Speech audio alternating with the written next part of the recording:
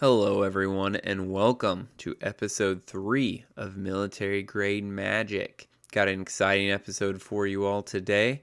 Have our very first guest appearance, so bring a warm welcome to Moose, a good friend of the show. He's the third guy, if you will. Kind of helped re-spark everyone's interest in Magic the Gathering during our first deployment in 2019. So very excited to have him on the podcast. Pretty much as soon as we decided we were going to form this podcast, we made it a point to inform him that we were starting one and that we wanted him to be on it as soon as possible. So this is us bringing him in. He's very, very smart when it comes to things magic and military in general. Great source of information. Always brings a chaotic element to the game. So with all of that said, let's just go ahead and get into it. We're going Oops All Voltron this week. So all three of us brought our Voltron decks in. Mine is Naya, red, green, white. Moose brought mono white, and Top brought his Boros Voltron deck, dubbing Warcaster Voltron, since it's not a true Voltron in the sense that he's not equipping a bunch of equipment or auras to his commander, more or less that he is spamming spells that is permanently pumping his commander. Feather's a very unique commander. If you haven't had the opportunity to play against it, you will quickly see this game that it gets out of control very quickly. Very excited for this week's episode. So without further ado, let's get into it. Oops All Voltron. Is everyone ready? I am ready. I am ready. All right, rolling for initiative. Remember An I 8. said I'm ready. I think it died. I Oh rolled my a gosh. magic 2.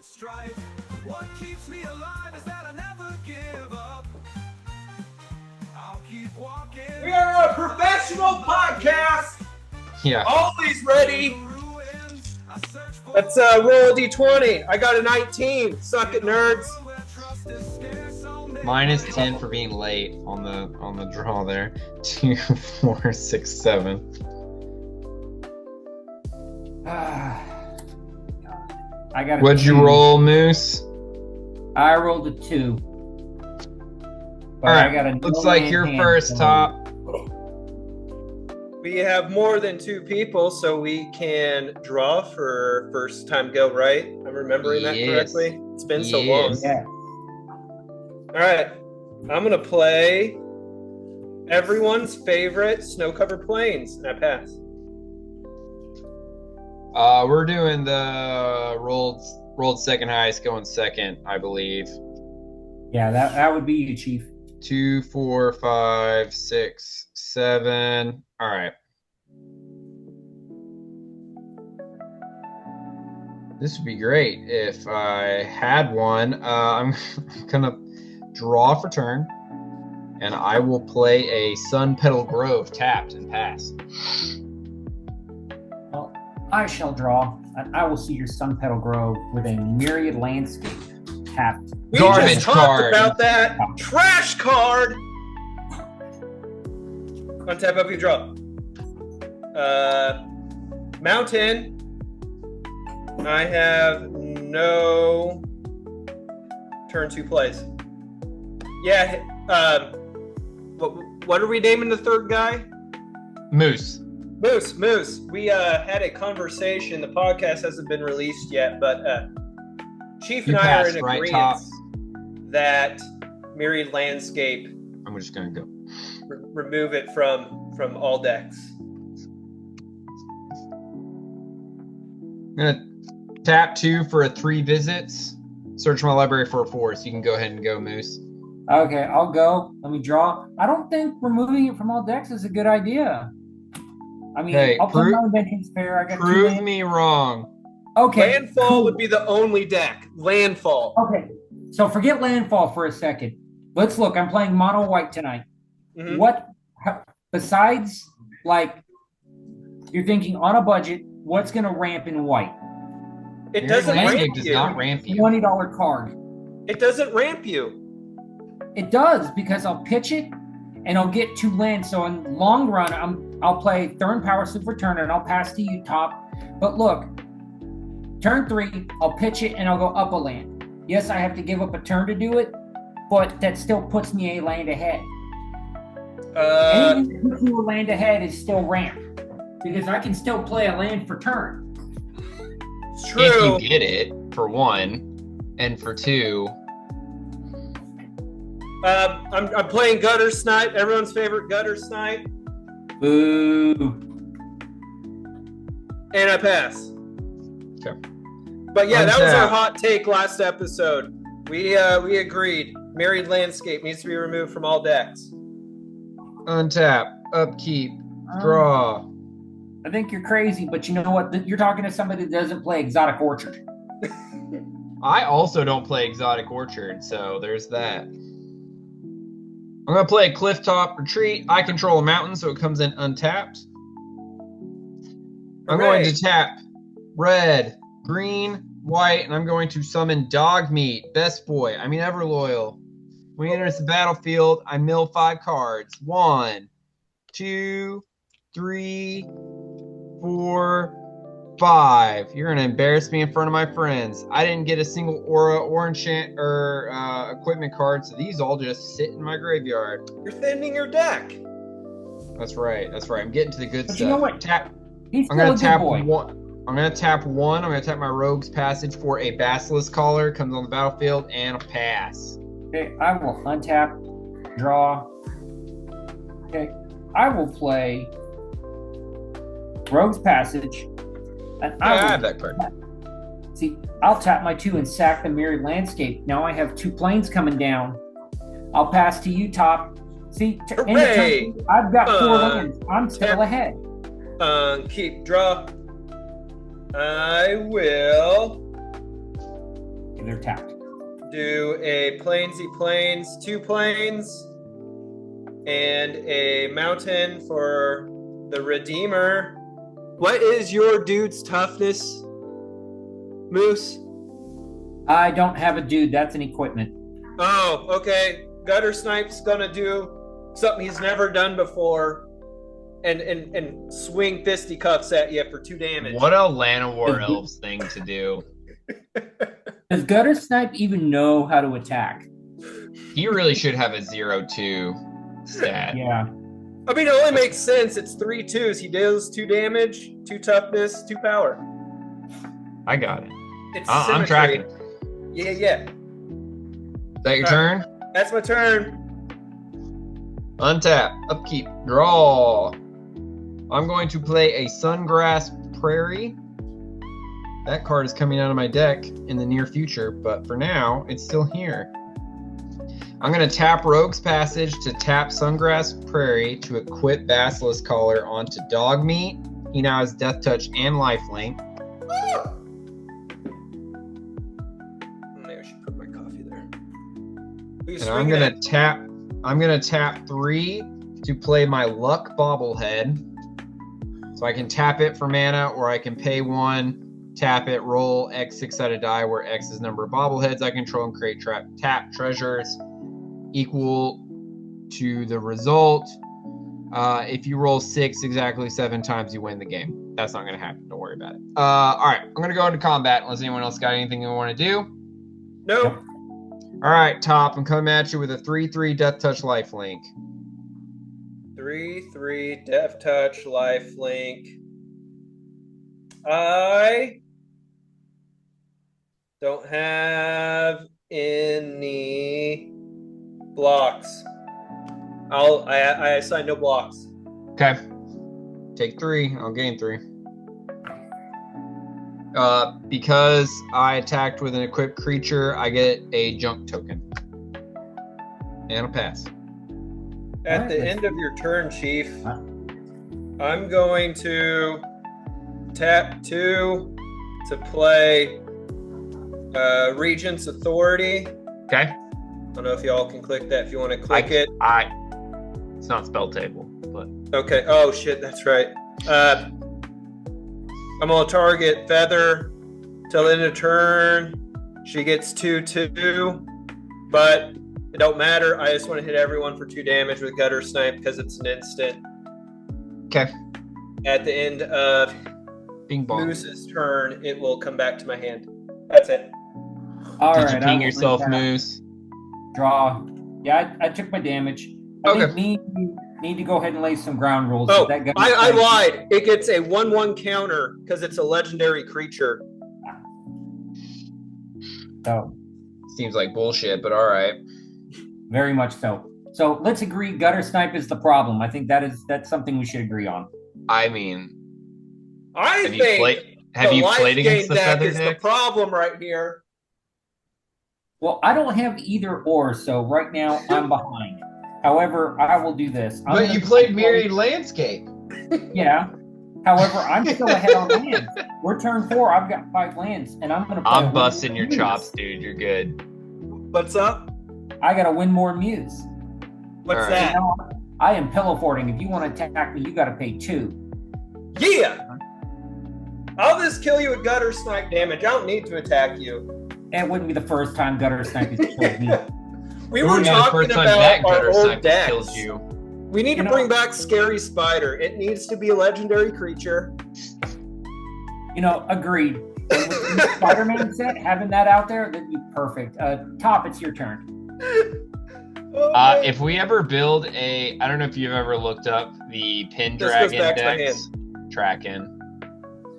I don't know if you've ever looked up the Pendragon game format. It's like Commander, but you have to use a common creature as your commander instead of a legendary. Plane of Planes. I would use Captain Scary said Spider as my planes. commander, is what I was trying to say. Planes, yes.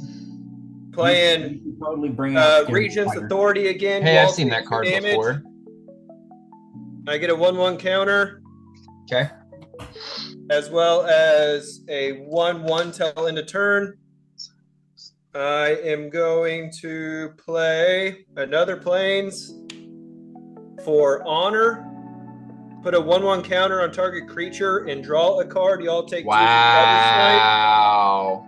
I just want to say, in the spirit of fairness, be careful flipping your cards that fast because I saw what you drew. Oh, okay. Splatter I just don't Spree. wanna I tapped cheat. 1 for Splatter Spree. I'm going to destroy your Death Touch Lifelink Basilisk Collar, right? Yep. Okay. You all take 2 from Gutter Snipe. Didn't we take damage from the other things too? Yeah, you should have taken 2, 4, 6 damage from Gutter Snipe so far. All right, I'm at 35. I'm at 30. Okay. I'm going to tap. It's 2. I'm going to go to attacks. Any Okay. responses before declaring attacks? No, boot No. me. All right. It's 2 additional to attack you, right? Yes. You mean Moose? Oh, shoot. Can you bleep that? I can. Okay. What is that Seaborn Muse or whatever Muse power toughness? Windborn Muse is a 2/3. 2, 3. Okay, I won't attack that. Chief, you came at me, so I'm gonna come at you Do it. with a 7-4 in the air. Oof. That's what Knocks me dogs down say. Knocks me down to 28, and I take 7 commander damage.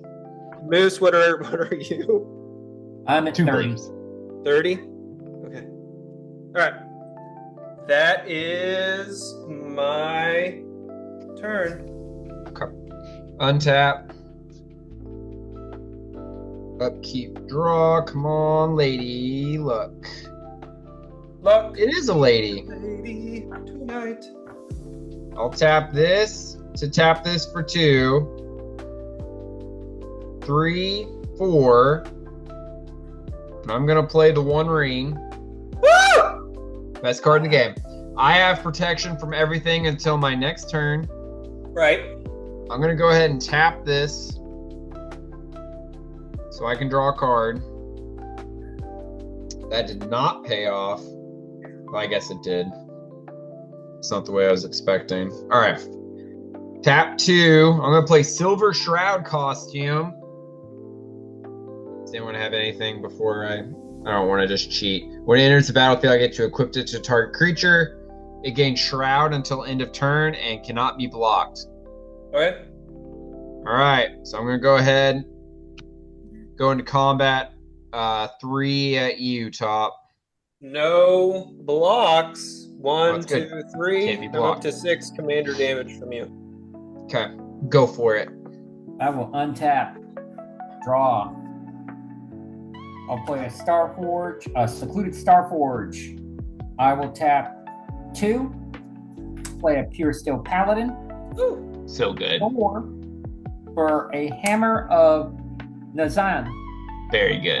When it enters, it auto-equips to my Seedborn Muse. I cast an equipment, I will draw a card. Very nice. And that is all I've got. Top, Tag, you're it. It's your turn. At the end of your turn, these go to my hand. Yep. Everything changed. Yeah, you're upside down now, buddy. Uh, Your camera took hold. Please. Hooray! No. It's fine. It's fine. Just play it. Yeah, just leave it.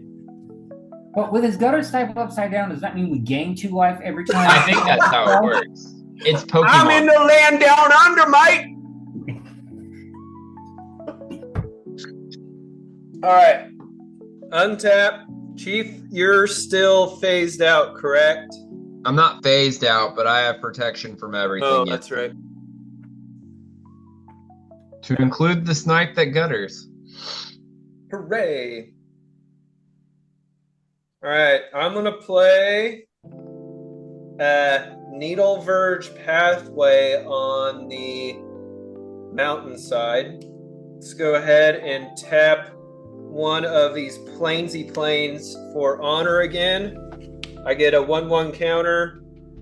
You take 2 damage. Moose. Dang it. I can tell this is going to be a struggle. Yeah, it's hard. That's what she said. I get a 1/1 counter. I draw a card.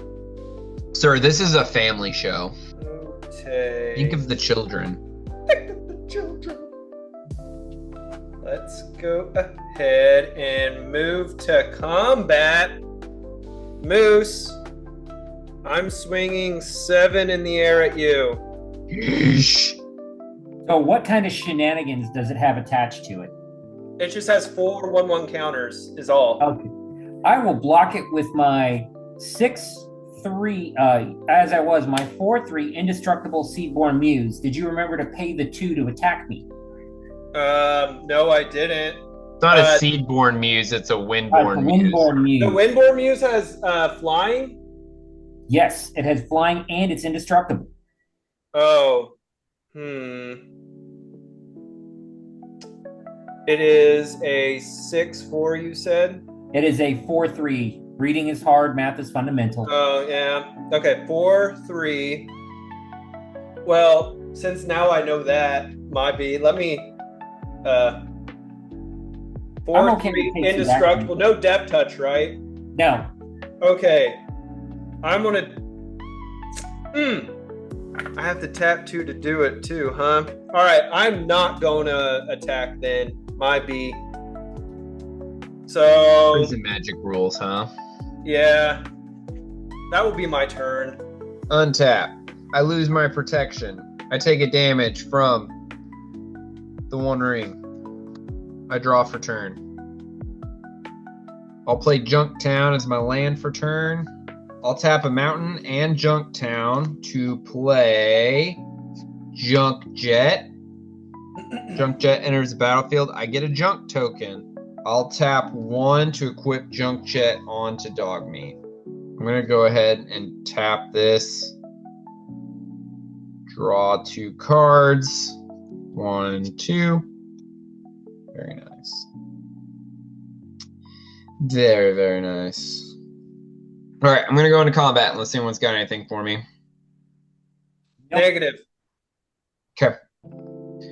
Swinging Dogmeat for 3 at you, Top. What's his abilities?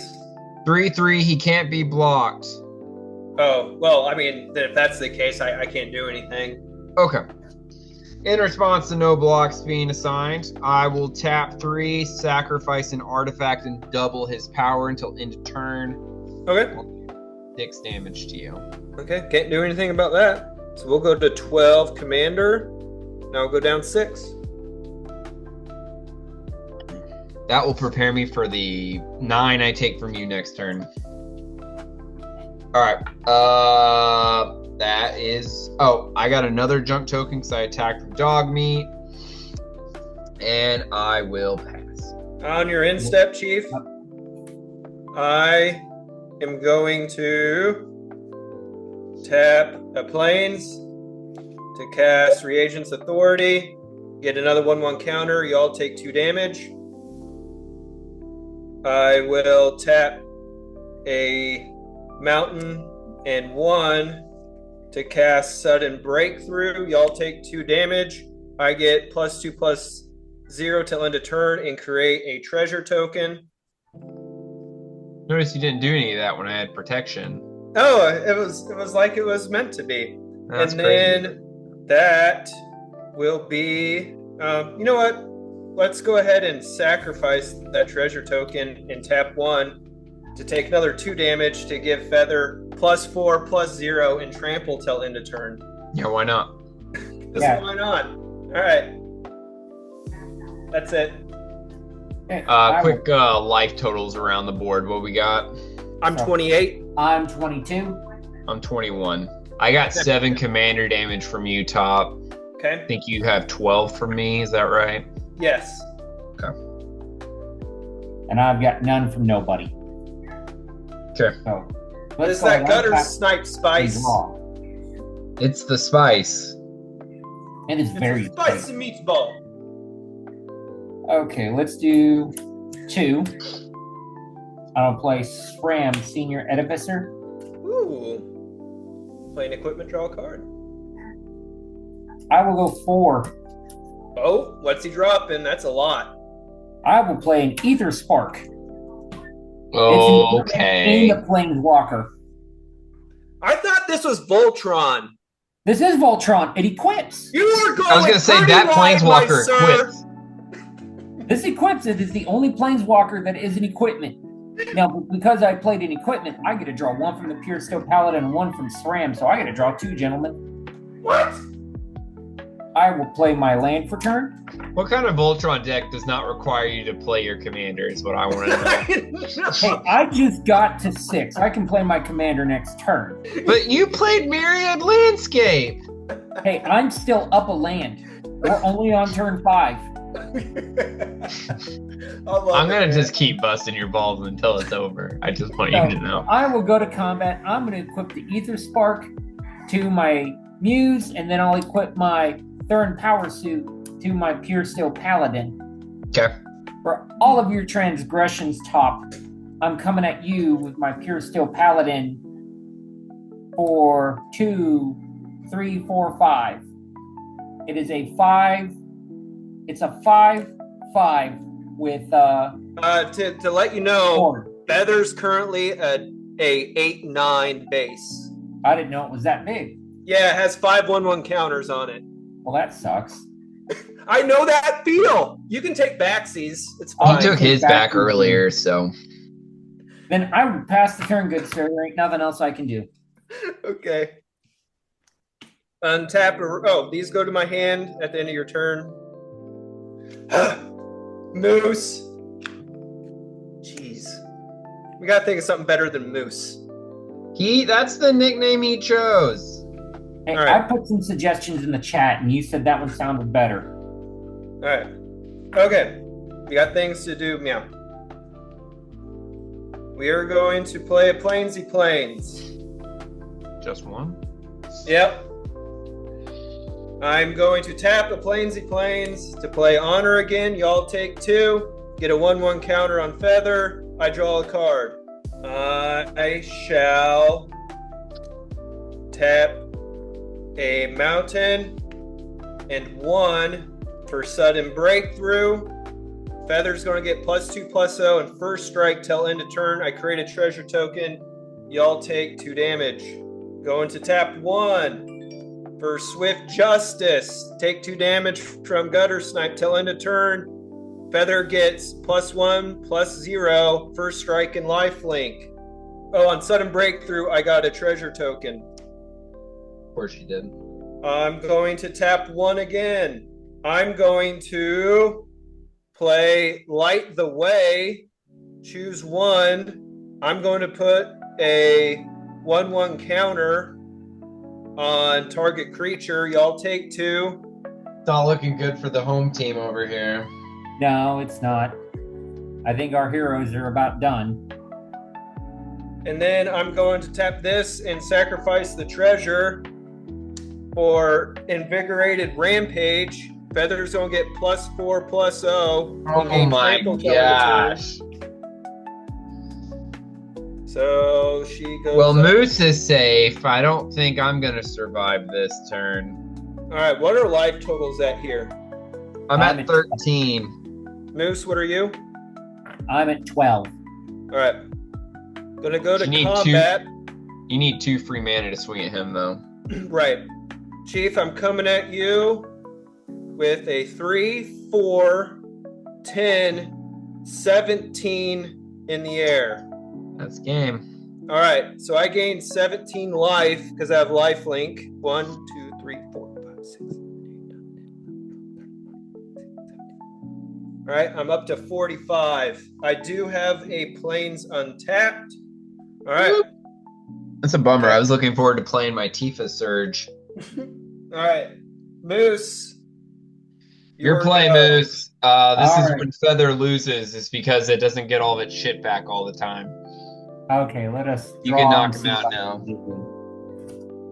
Play a land. Is Feather tapped? Yes. Okay, this is probably my only opportunity. I'll go 2. I'll play Adaptive Omni Tool. I'm going to equip the Adaptive Omni Tool and the Third Power Suit to my Windborn Muse. And the only thing you have in play is Gutter Sniping your commander. Correct.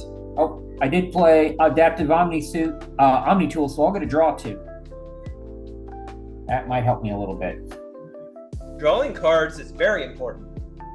Very. Doesn't help me as much as I would like. So 2, 4, 5, 6, 7, 8, 9, 10, 11, 12. It would be 12.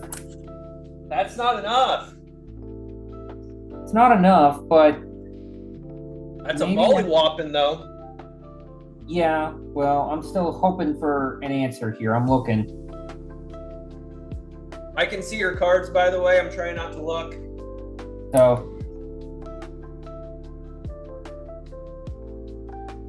that's not going to help me. That's not going to help me. But what I'll do is I'll go 1, 2, 3, 4, 5. I'll play Mantle of the Agents on my Muse just to make it bigger. So it's going to get 1, 2, 3, 4, 5. 5 from that. 1, 2, 3, 4 for 9. 1, 2, 3, 4 for 13. 13, 14, 15, 16, 17. I'd +1 that, but it wouldn't do me any good.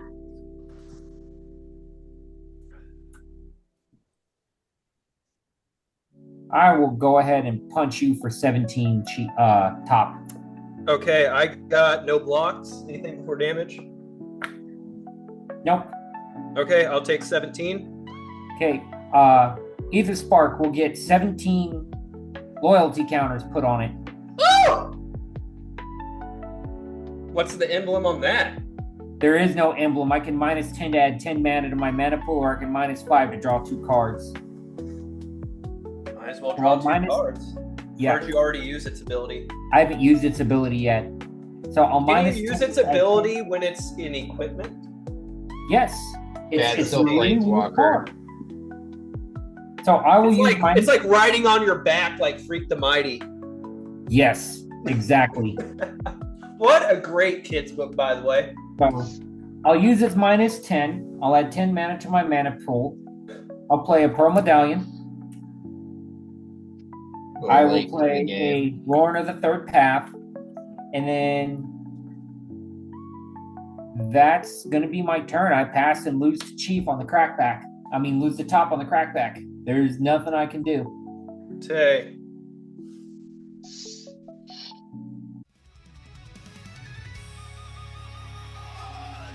I undid his life gain. This enters tap since I don't have a mountain or plains to reveal from my hand. Shame. Okay. Let's do 1 for Swift Justice. Take 2 damage. I get first strike and lifelink. Let's do 1 for Honor. Take 2 damage. I get a 1/1 counter and I draw a card. 2. What's your life? You should be at 8 right now. I am at 8. Okay. All right. I'm gonna go to combat. You have no more flyers, right? Nope, I am dead to whatever you're All about right. to do. I'll tap the 2 to swing with feather. And your responses. Nope, I die a slow, painful death. We need to get a sound effects board. You and that damn gutter snipe. You know, I bet that's the exact same gutter snipe that killed us in Qatar. You want to know? That is absolutely the case. That is the OG gutter snipe from old. Hell to the yeah.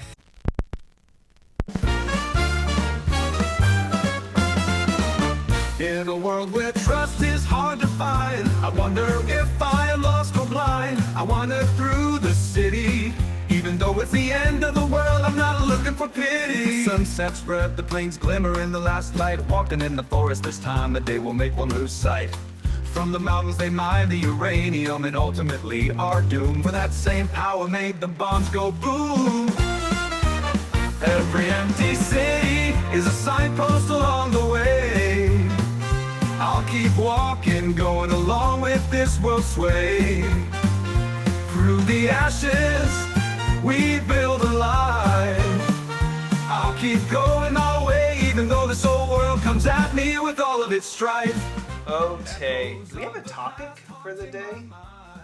Yeah. Picked You wrote the notes. I did. Let me Hello, back. everyone. This is Military Grade Magic, where we take professionalism seriously. That's the wrong notebook. Okay, real quick. So for today's topic for Military Grade Magic, we're going to be going over Precons and their commanders that they come with and the power creep of them.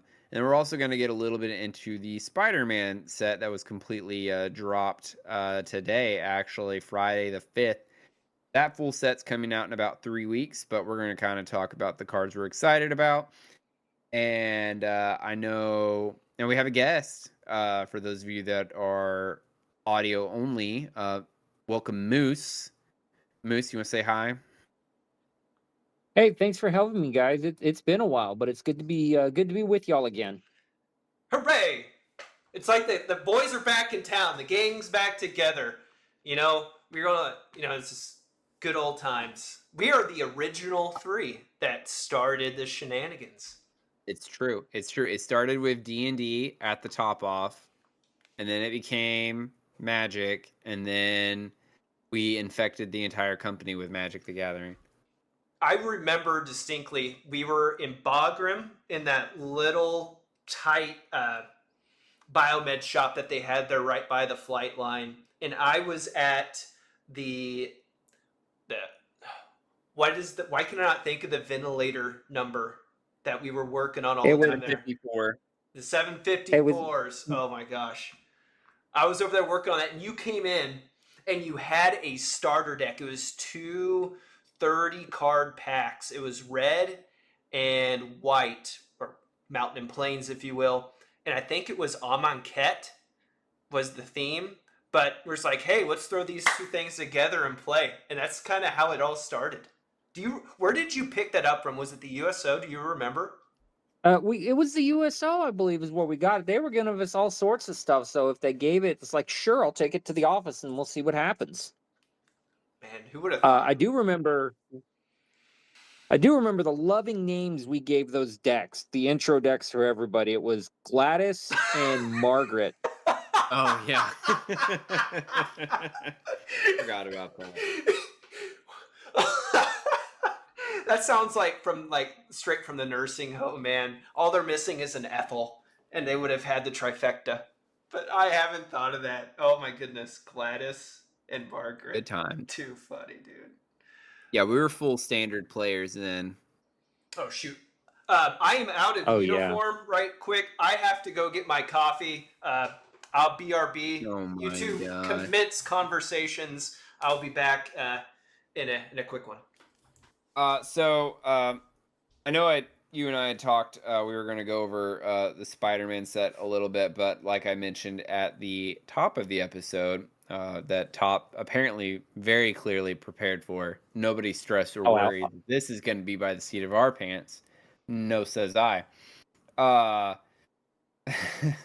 We are going to be talking about commander precons and just commanders in general, as far as power creep that's coming along with each new set, and also a little bit of or all the commander precon sets kind of more or less feeling the same.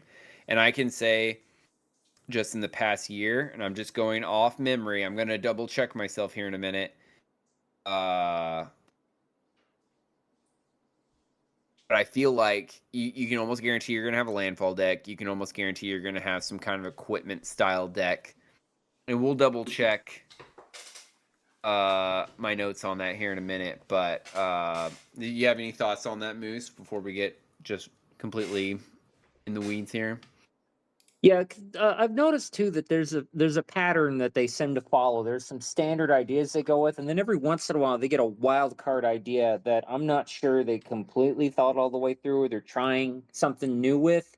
But for sure, there's it's like the same 5 or 6 designs, and then one that's like, what in the world is this? In the past year, the with Dustborn, they had the jump scare deck, and that was this whole face up, face down thing when you would manifest dread, and that was really wild and different compared to what we normally see. That sounds like the morph mechanic. It is the morph mechanic, but with a little bit of extra steps, because when you manifest dread, you have an option to do with the cards. You don't have to put it face down. You can throw it away. So you have more options with it, but there aren't a whole lot of cards that play with that face up, face down, because if you go all the way back to, what was it? Murders at Karloff Manor, they experimented with that too. So we've got 3 precons that play with face up, face down cards, but they don't call them the same thing, so they don't mechanically work the exact same way. So what's the topic we're talking about here? How precons? We're talking about precons. Well, I'm only going to go back a year because I don't want to just like bore everyone to tears going over every single commander precon list. When I Googled commander precons, there's like over 140 of them. So I'm not gonna do that to everybody. So Bloomborough was August of last year. August of last year. So Bloomborough, we had squirrel tokens, we had the Trash Commander, Trash Panda, which is, if I'm not mistaken, and I didn't play this deck. I know one of our soldiers during the MOP, he got all 4 sets or all 4 precons, and I'm pretty sure that's an equipment. That's a Gruul equipment deck. You can correct me on that if I'm wrong. It was Gruul artifacts, and the concept was that he was going to bring your commander was to bring them to life, and you could swing with like Soul Ring, and you could swing with all your other artifacts and your enchantments. Okay. So it turned them into creatures. So it was like Nisa turning your force into elementals in a way. Sure. Yeah. Sure. Yeah, something like that. Got you. And then we had our group hug. Bant commander, and then we had a Jeskai go wide deck, the bird deck. So that was the word. Bird is indeed the word. Now we got home from our MOB right as Duskmourn was coming out, so I have not looked at any of these Duskmourn cards. So let's go through these real quick. Dusk. So you've got Reanimate, looks like a saying Simic, but that can't be right. That's got to be Golgari. Then we have your secondary commander for Obosh, Volgavoth. Valgavov. I So think very good that card. card is so good. I'm almost It is wanting good. to just put him in the command slot just to play him a little bit because it just looks so much fun. I was just gonna say, I think like we talked about before, Valgavov is probably a better one-on-one commander instead of Obosh, where Obosh is kind of wanting to take advantage of an entire field full of people. Valgavov seems a lot more personal. Well, Volgavoth, he triggers on each opponent's turn. So if I have 3 Mhm. opponents, I can get 3 counters and draw 3 cards before it gets back to me. With like, But you can get, I don't know. I can see it both ways, yeah. but I feel like just what I've seen, I feel like this can be a lot more. You're trying to swing with Valgavov and finish off your opponent. Mm-hmm. You could almost make him, he gets pumped every single time you're thrashing your opponent. Right. So he comes in as a 4, 3 turns or so of that, you're going to knock him out with commander damage. Yep. So He very good. is, And I then they guess, have the a big Simic. bad of the Duskmourn universe, I think, right? He's like in terms of the Yeah, lore. he was the big bad. Have you seen or tinkered with the Lord of Pain with Oh, yeah, Obosh? he's in Obosh. Don't you worry. Such a disgusting card. I love it. Have you played against Obosh, ran by top? I have played against his Obosh before. Oh, Oh, gosh. it's beautiful. Oh, gosh. Perfect. So, like you said, the jump scare deck, that's your Simic. That's another landfall deck. And then the Esper looks like a surveil deck. I mean, right off the rip there, that's of the 8 that I just mentioned, 3 of them are token decks, go wide decks. Not a great start. And then also landfall decks in there. Go ahead. So I said, let me chime in on that Esper one right quick. Sure. At first glance, it looks like it's just a surveil deck, but when you read the ability all the way through, your enchantment. So this is an enchantment deck, enchantress yeah. deck, Mhm. and it's going to let you fix the top of your deck. Miracle lets you that first card you draw every turn, you're going to be able to cast for its miracle cost. So you're getting these bangers for sometimes as much as 50% off on the cast because Mhm. everything in that deck is an enchantment. So the surveil's just the setup. Yeah. Mm. Yeah, I see that. Originally I was gonna make, when I was going through my color challenge, I was going to make Zur my commander. That was gonna be my enchantress deck. Because Zur animates all of your enchantments and makes them creatures. That was gonna be my big play. That didn't work out. Anyway, I think I like my Esper deck a lot. It's just a commander version of Gutter Snipe that won this last game that we just played. So, all right. Next is Ether Drift, and Ether Drift had a Timber deck. Looks like an energy deck.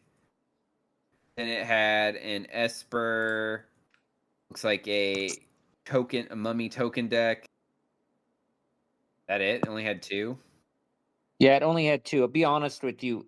Ether Drift was a horrible set. There was supposed to be a storyline with it, and it was supposed to be like, y'all remember the cartoon show Wacky Racers? No.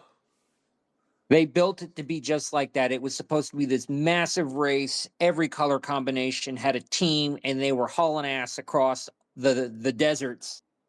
They built raceways, they built everything, and then the set just kind of fell on its face. I think they missed an opportunity here of doing a Fast and the Furious Universes Beyond with this set. If they're going to make it about cars, can you imagine a Fast and the Furious Universes set with this? Only if The Rock is my commander.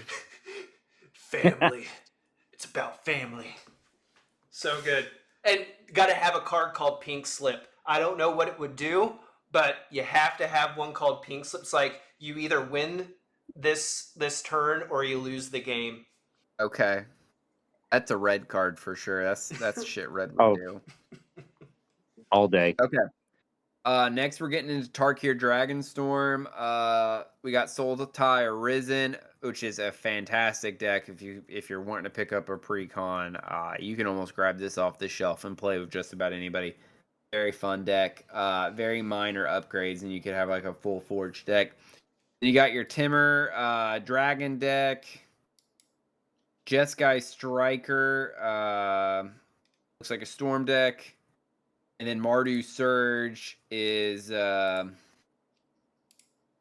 what's the word I'm looking for here? You're looking for the word it's tokens. a go wide token deck. And then Abzan Armor was the Toughness Matters deck that I ripped apart and made into my Abzan deck. They reprinted a lot Vidalki of go wides Voidwalker that in I'm this seeing set. here. Oh, go ahead. They reprinted Vidalki Voidwalker in this set. It looks like I have the single sorted here. And really, I'm only seeing Vidalki Voidwalker.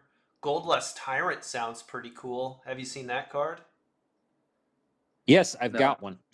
I play it with Jolly Balloon Man. Yeah, Flying Myriad. So I love that mechanic, that Myriad mechanic. I hope they lean into that more in the sets moving forward, because I think you could do some pretty crazy things with it. But when this creature deals combat damage to a player, create a treasure token. Like flying gives it some, what they call that, not avoidance, but there's a specific word they use for being able to get around blockers.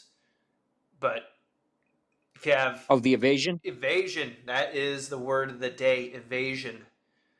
You can generate this 3 mana, just whack.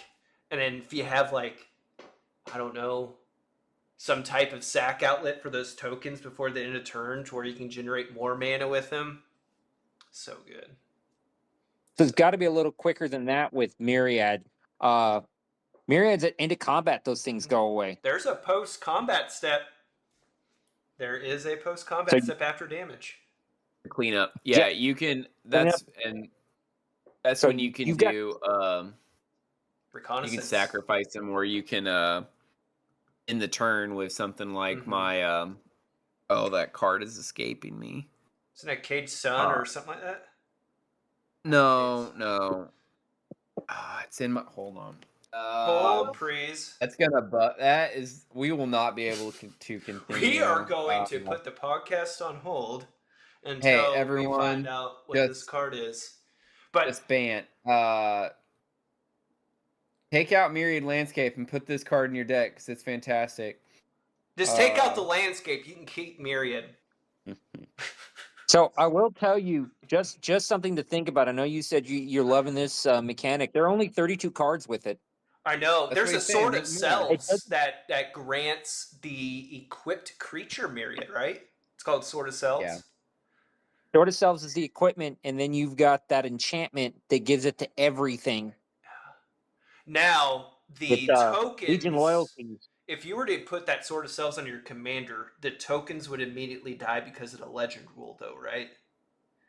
Yeah, you would lose them to that. However, that's not necessarily a bad thing, because if you have enters triggers on your commander or you have death triggers on your commander, you cash out on that. Mirkwood Bats, it's 2 damage per enter and exit. You get a damage.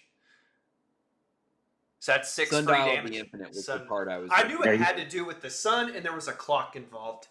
Oh, you're so smart. Nobody's as smart as you. Because I play the Blade of Selves. I play that in my Evelyn the Covetous Vampire deck. And I put that on her. What does she do? When another vampire enters the battlefield, I steal the top card off your deck. So I put it on her. She swings, and I automatically get the top card off of everybody's deck. And because Evelyn sees every version of Evelyn enter, I end up stealing 4 per. They see 3 per Evelyn, so I'll steal the top 12 cards off of everybody's deck. Oh my gosh!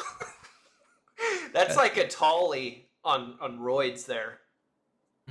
Problem is, that's a Tolly on the juice. Free, he doesn't. You know one thing about all of these Precons, folks, is you're going to need to protect them, which brings us into the sponsor for today's podcast. We are actually self-sponsored today, Chief. I didn't know if you knew this. We have a merch store, and we have partnered with our good friends Diddly Squat Gaming Accessories to bring you our very own military sleeves, military grade card sleeves. Ooh. Being military grade, you can rest assured your cards will be protected by materials provided by the lowest bidder. Are you after a smooth shuffling experience for your 100 card commander deck, Chief? Are you? I mean, I would like to think so. Well, I can capital G guaranteed you will not get it with military grade card sleeves. Our 25% transparent face cover will leave your opponents squinting from across the table and constantly asking what that card is, leaving them open to an attack, an ambush, a day-gum mollywompin'. Every 10th sleeve is 4 millimeters or 1.574803 freedom fraction short, leaving your cards exposed to the elements so it can find its inner strength and become the legendary super card saying it was destined to be. But hurry fast! If there are 30 days between orders, you will need to submit a new item request packet. In this packet, you will need 3 official quotes from manufacturers, a letter of justification from the first commanding officer in your chain of command, and a logistician that does not have an expired access to an ordery system that only works for 2 hours on the 7th day on the 8th Sabbath of July.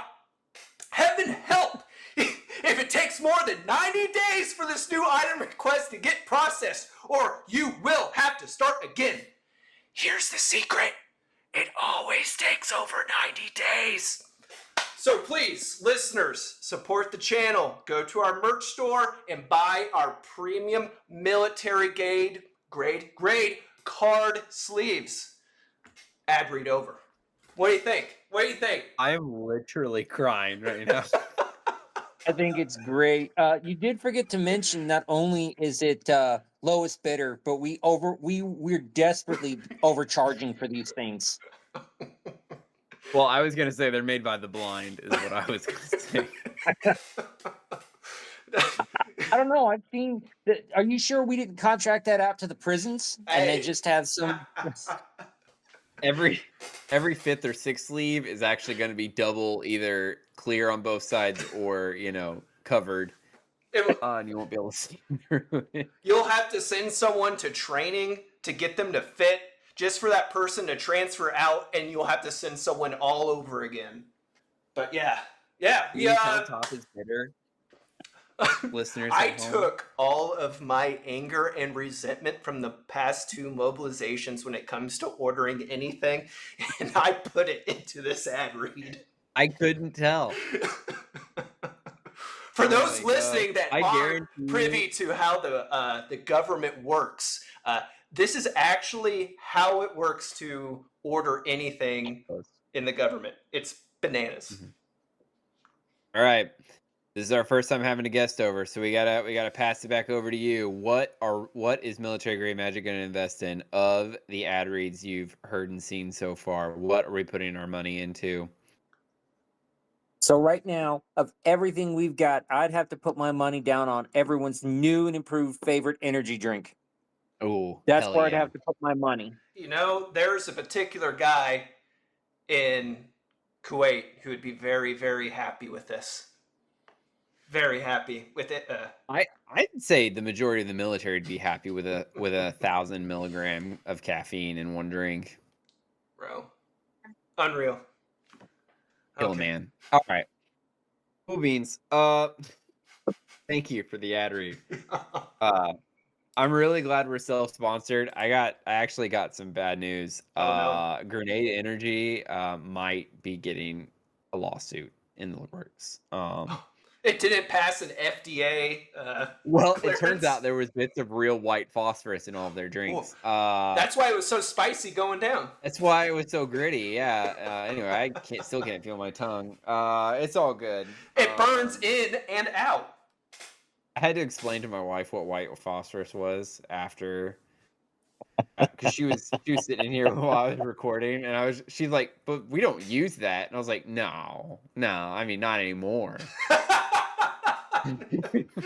Not until Or the they tell Geneva us they don't Convention use is it like, anymore. what is this? Let me just say, there's a reason that EOD has not stopped training for how to handle white phosphorus. That's all I'm gonna say.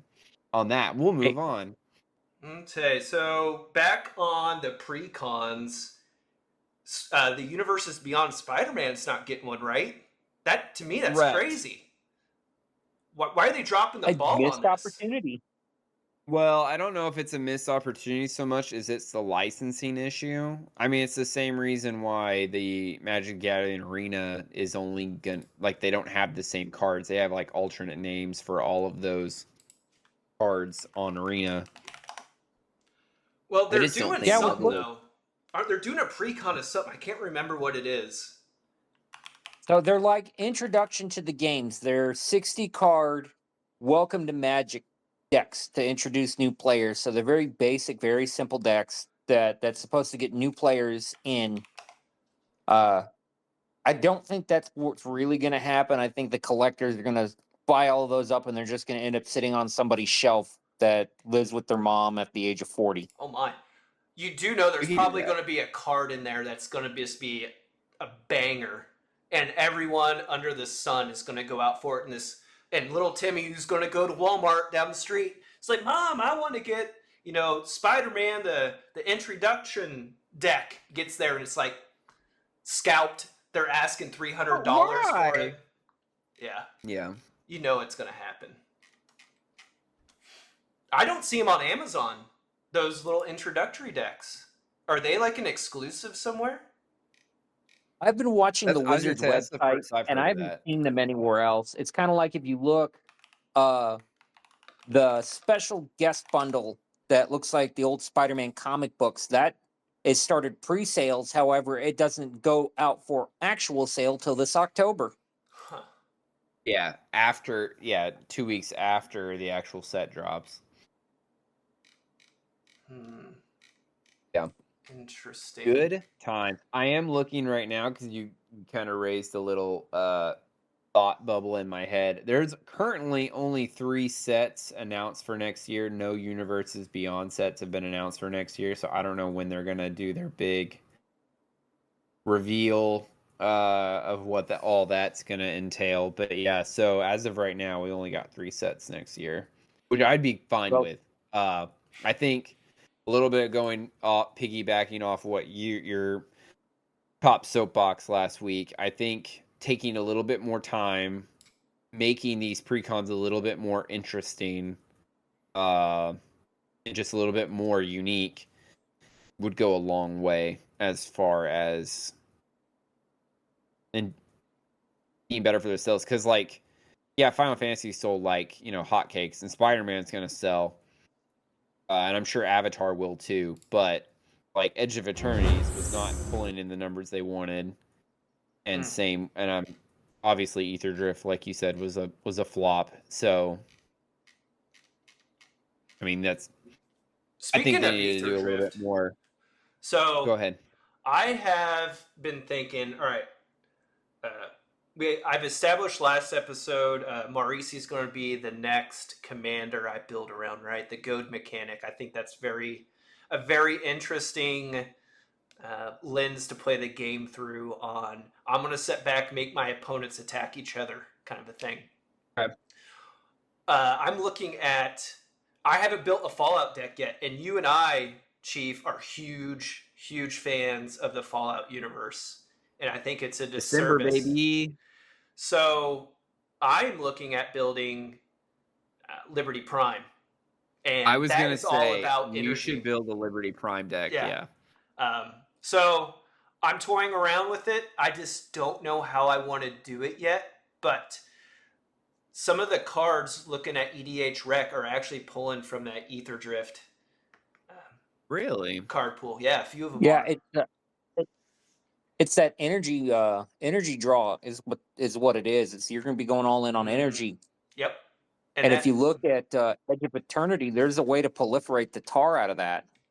Yeah, the Jeskai Commander Precon has a lot of good proliferate in there. There's a robot in that one that every time your opponents do something, you get to proliferate. Oof. That's sick. I'm down for that. That'd be so good in my Atraxa Infect deck. Oh, for sure. Probably wrong colors. I probably shouldn't have said that. I hope and pray to the 32 colors that those are not the right color sets for Atraxa. I don't need that. Huh. Yeah, it's man. Patrolling Peacemaker is the card I'm talking about. And yeah, you should take a look at that one, Top. Say again, I'm sorry. You should take a look at Patrolling Peacemaker for your Atraxa. I'm probably going to regret saying that, but Patrolling Peacemaker. Let me dabble. Patrolling Peacemaker. It is 2 colorless and a white. When this creature enters with 2/1/1 counters on it, whenever an opponent commits a crime, proliferate. Oh, so whenever they target, oh my gosh, ooh, That's good. So whenever an opponent attacks someone, targets someone or a creature, and maybe something with the graveyard, those are considered crimes. Dang, yeah, I can get out of hand pretty. It's each time, not once per turn. It is each time. That. All right, I love the play. I think Wizards needs to be more self-conscious or more self-aware with how they word these things. Especially when you word a card that can trigger, i.e. Gutter Snipe, right? If Gutter Snipe can only trigger once per turn, that last game we played would be 100% different. Oh, totally. I mean, that's kind of on Moose and I for not having enough removal in our decks to take care of. I mean, you didn't have an answer if we'd removed him, right? I would imagine. So I didn't that's have on anything to. I have a lot of instant 1 mana target creature gets indestructible or blink target creature, because those of you that are listening, if you blink a creature, as in remove target creature from the game, then immediately put it back in, they call that blinking. It's considered a new copy of that card. So anything that was in the stack that was targeting that card prior to it blinking is no longer a valid target because it's considered a new target. So that's in Feather, I got some blink abilities to protect Feather from targeted spells that way. Yeah. Good play. That's a good protection. Wait, I mean, you get a lot of value off blinking most of the time. Oh, yeah. But also doubling as a protection spell. It's pretty great. I always thought For Rune sure. of the That's Hidden an Realm advanced would play. be a fun commander to build around, to where he taps and you can blink a target creature and you just build your deck around enter the battlefield effects. Mm-hmm. Panharmonic on it, yeah. Mm-hmm. Yeah, I think that'd be fun. But matter of fact, Rune has got a whole bunch of new toys. Hang on a second. Let me. Waiting. What's great is I can edit this all out in post, so it's fine. Oh, but it's better with just dead air.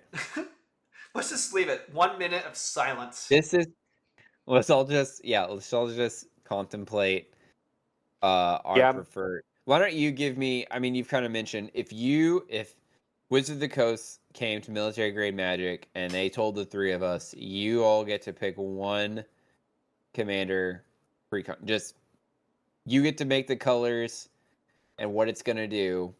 We'll come up with the naming schemes and stuff. What's Top coming up with? Oh, you mean I have to put my criticism, bring it up? Oh, man, put me on the spot here. All I've been doing is criticizing Wizards for making crappy cards, and Well, then And do better. I You know. don't have to come up with the names or all that stuff. Just what's the main mechanic of the deck Hmm. and colors. Main colors. I want to lean into red. I want to lean into black because I'm Rakdos at heart. Red, black, Mhm. and green. Okay, so That's the Jund. color pair I would want to go into. And we've established I am really big on putting a timer on the game.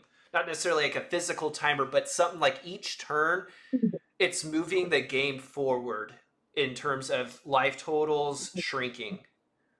And Mhm. it prevents, your dirtly decks from just dirtling and doing nothing. So I would want to have a commander.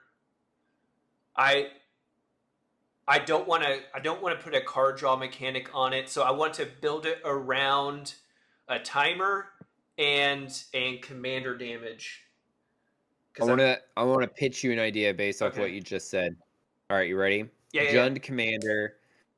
Let's say he costs 6 to bring out because this is gonna Uh-huh. be a pretty broken ability. Yeah. He enters the battlefield with 20 uh finality counters or whatever. Mhm. Whatever you want to name your special counter, right?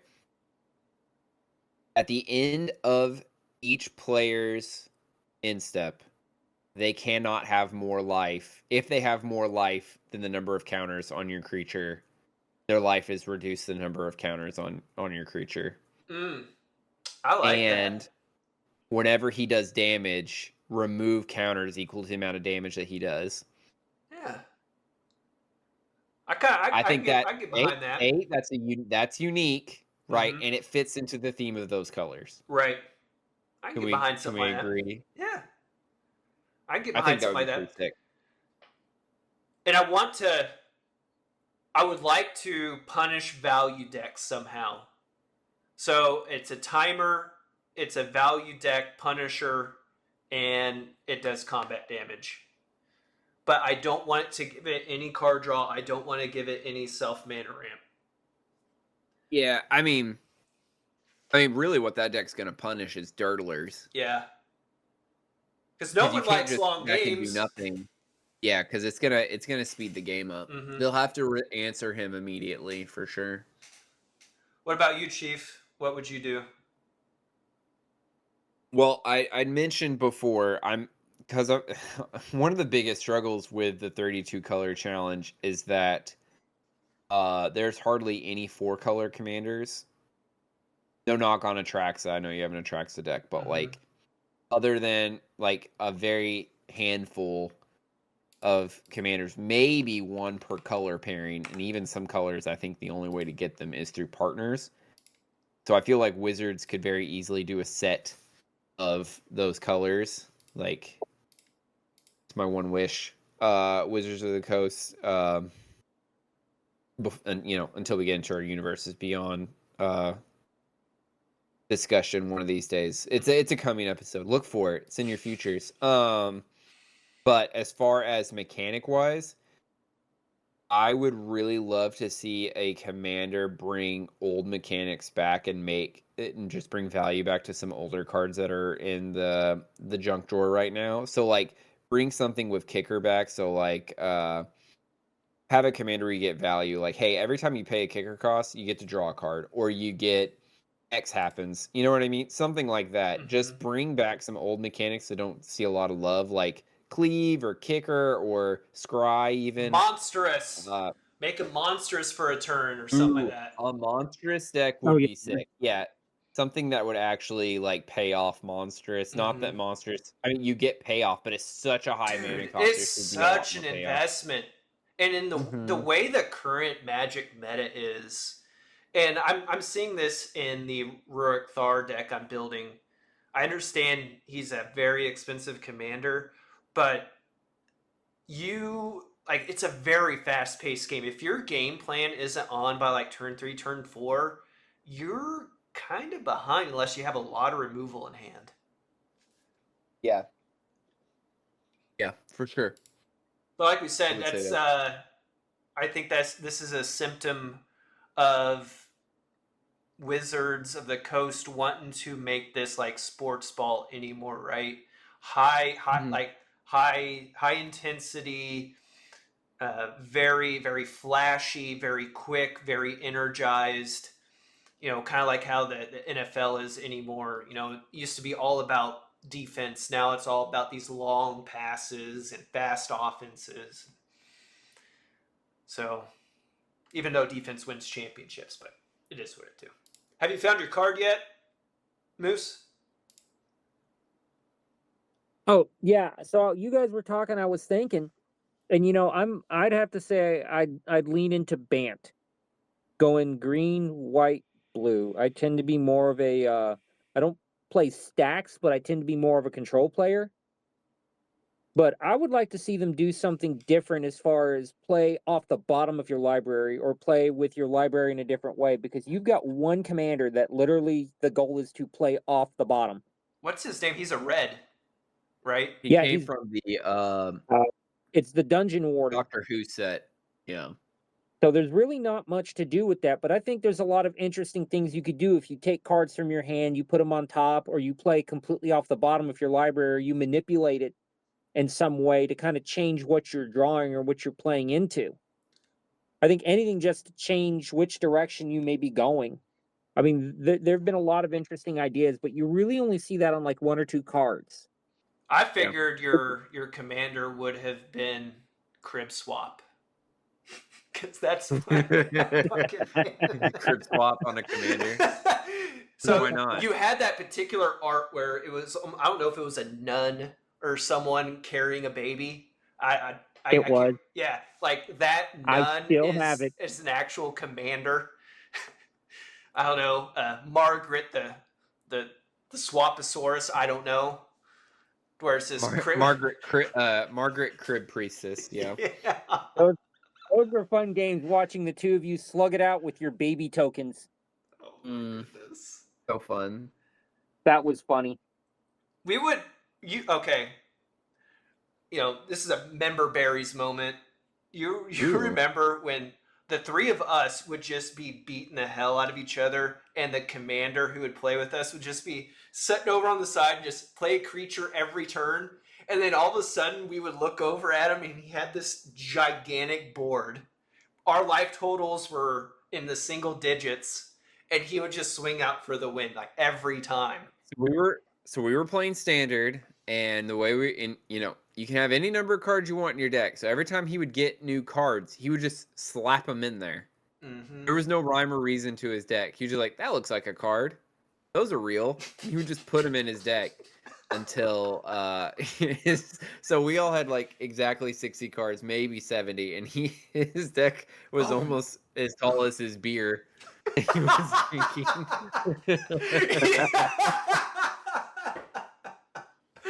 Oh my god, it would be a commander deck for standard, for real. Yeah. Other than the Oh, that would be singleton.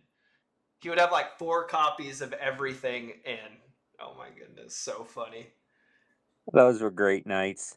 He would beat us almost every time because we would always just whip the shit out of each other. Yeah, we wouldn't pay attention to him. We were just beating the shit out of each other while he was drinking, And you know what? I really wish we could go back because we didn't know the rules. Like, we would have an interaction and we'd be like, what happens? We don't know. We would like look it up. This was before chat, AI helpers. So we would be going to like all these forums, like, what is this ruling? And we just found the command zone, watching these commander games, trying to like, what is the stack? I remember Moose and I had an argument one game to where it was my gutter snipe triggering, but he would wait for the end and kill it. And he's like, your creature died. All of his triggers fizzle because how can a dead creature hit me?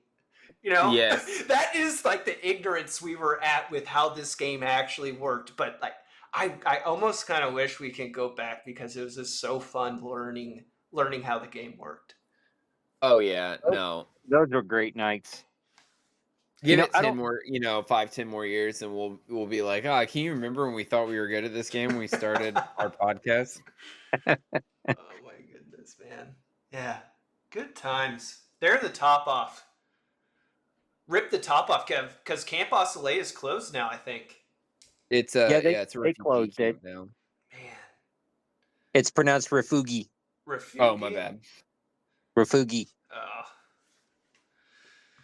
He's getting in your head. Don't listen to him. All right. That's enough member berries. Yep. We ready to talk Spider-Man? Sure. Yeah, let's talk Spider-Man. I've been doing some reading. I've got a pre-release event I'm going to on the 19th. Okay. You want to talk Right. about your mechanics you want to talk about, and then we can talk about our cards we're excited for? So, yeah, sure. I've done some diving, and Spider-Man has got 2 new mechanics coming with it. It's got one for the heroes, it's got one for the villains. So where do you want to start, heroes or villains? Star Heroes. Okay, we've got heroes. They've introduced something they call web slinging.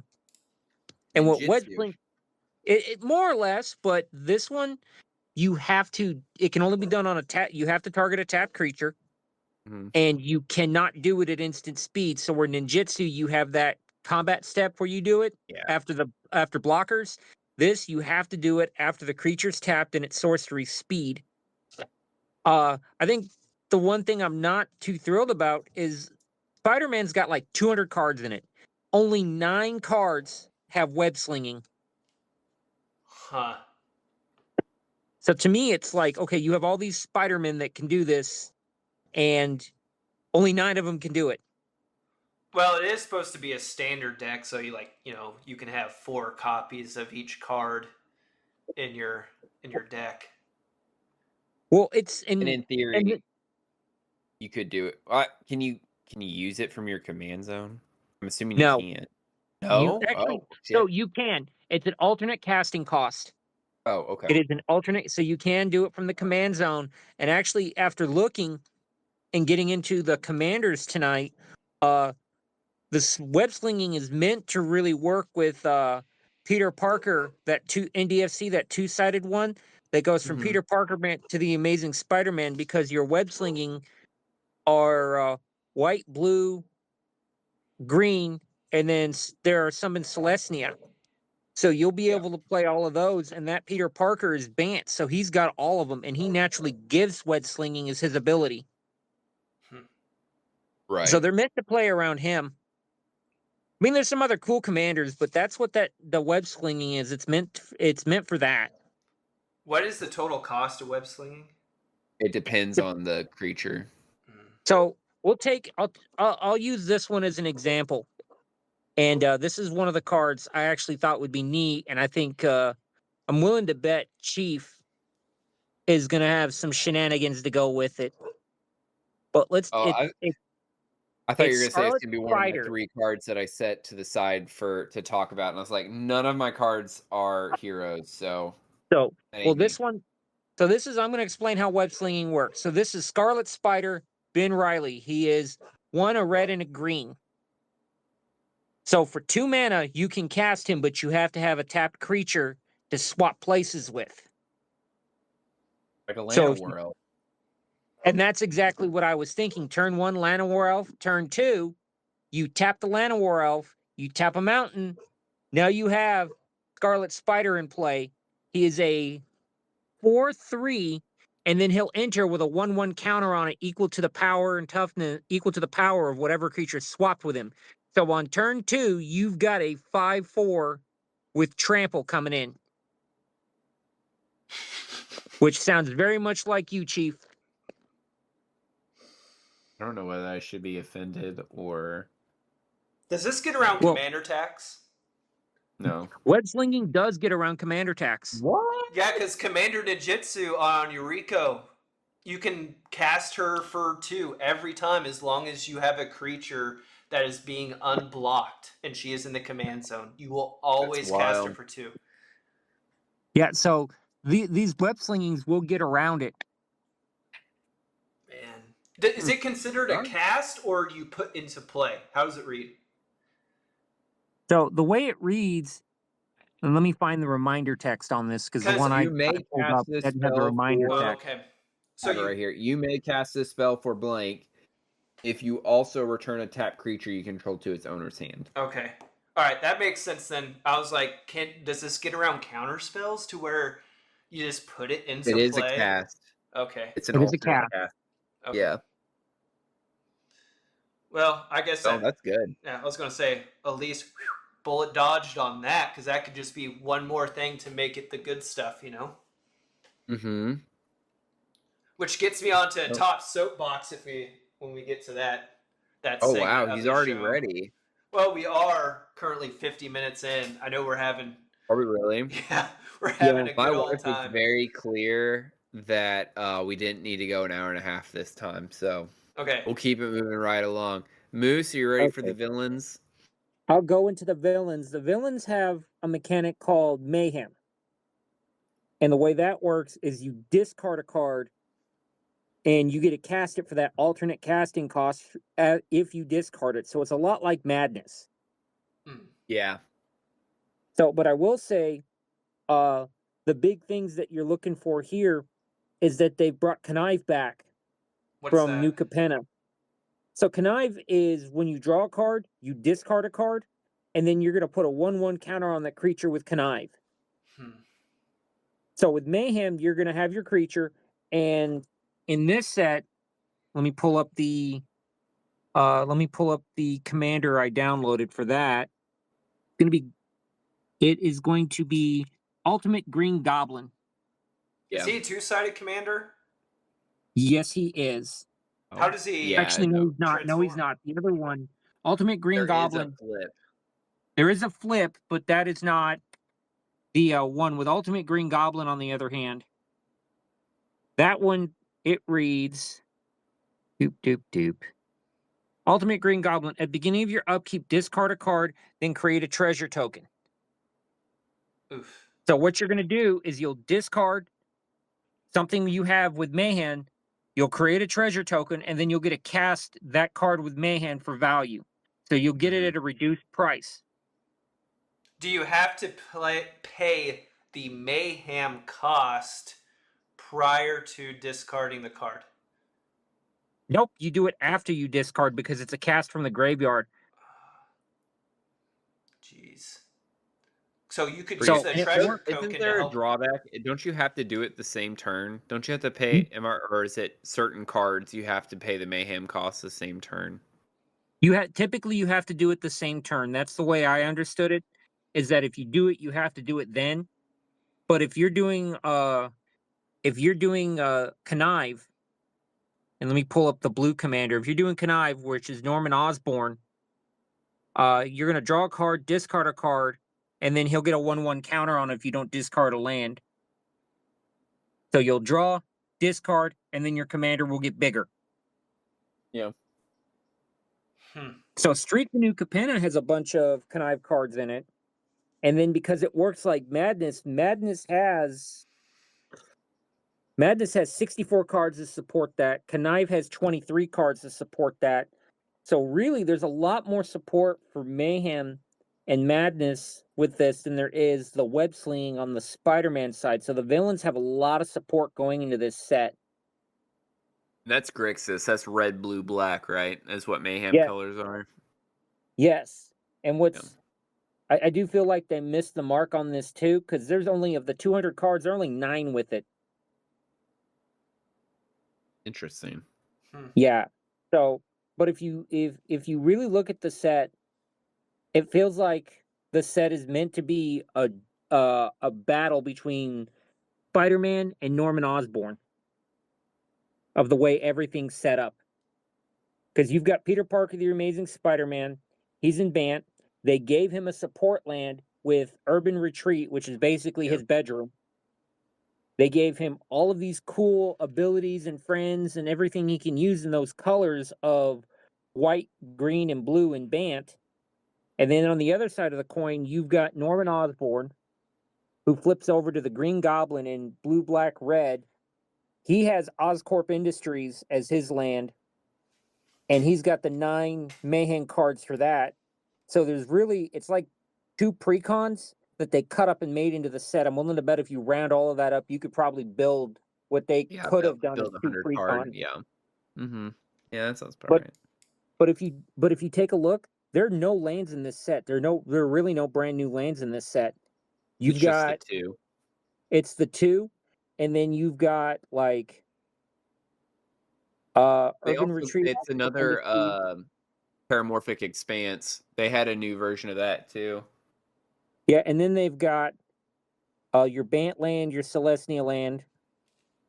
They've got your Sinister Hideout. They've got one for each color pair for Dimir, Rakdos, Golgari, Celestia, and Azorius, and that's it. Everything else is meant to revolve around those 2 colors. Even the Daily Bugle is in here, but that taps for it's a more like a filter land. But the set really Yeah, feels like it almost feels like a half set in that weird way. Like it's not getting like you said, like you're almost like you're getting 2 precons that are all chopped up and you can pay $250 for. well, because when you look at it, there's 36 heroes in the set. There are 38 villains in the set. If you add the 9 web slinging with the 9 mayhem, you probably could just round them all up and build your own precon using those. But I honestly don't. None of those cards thrill me. The card I'm looking forward to is getting my hands on Venom. I kind of want to Which build version? this anti-venom horrifying healer. Have you seen him? Oh yeah, I've been looking at him, and I've actually got a plan for one of those. So when anti-venom enters, if he was cast, return target creature card from your graveyard to the battlefield. If damage would be dealt to anti-venom, prevent that damage and put that many 1/1 counters on him. It's pretty good. So It's like that Iron Scale Hydra that I got.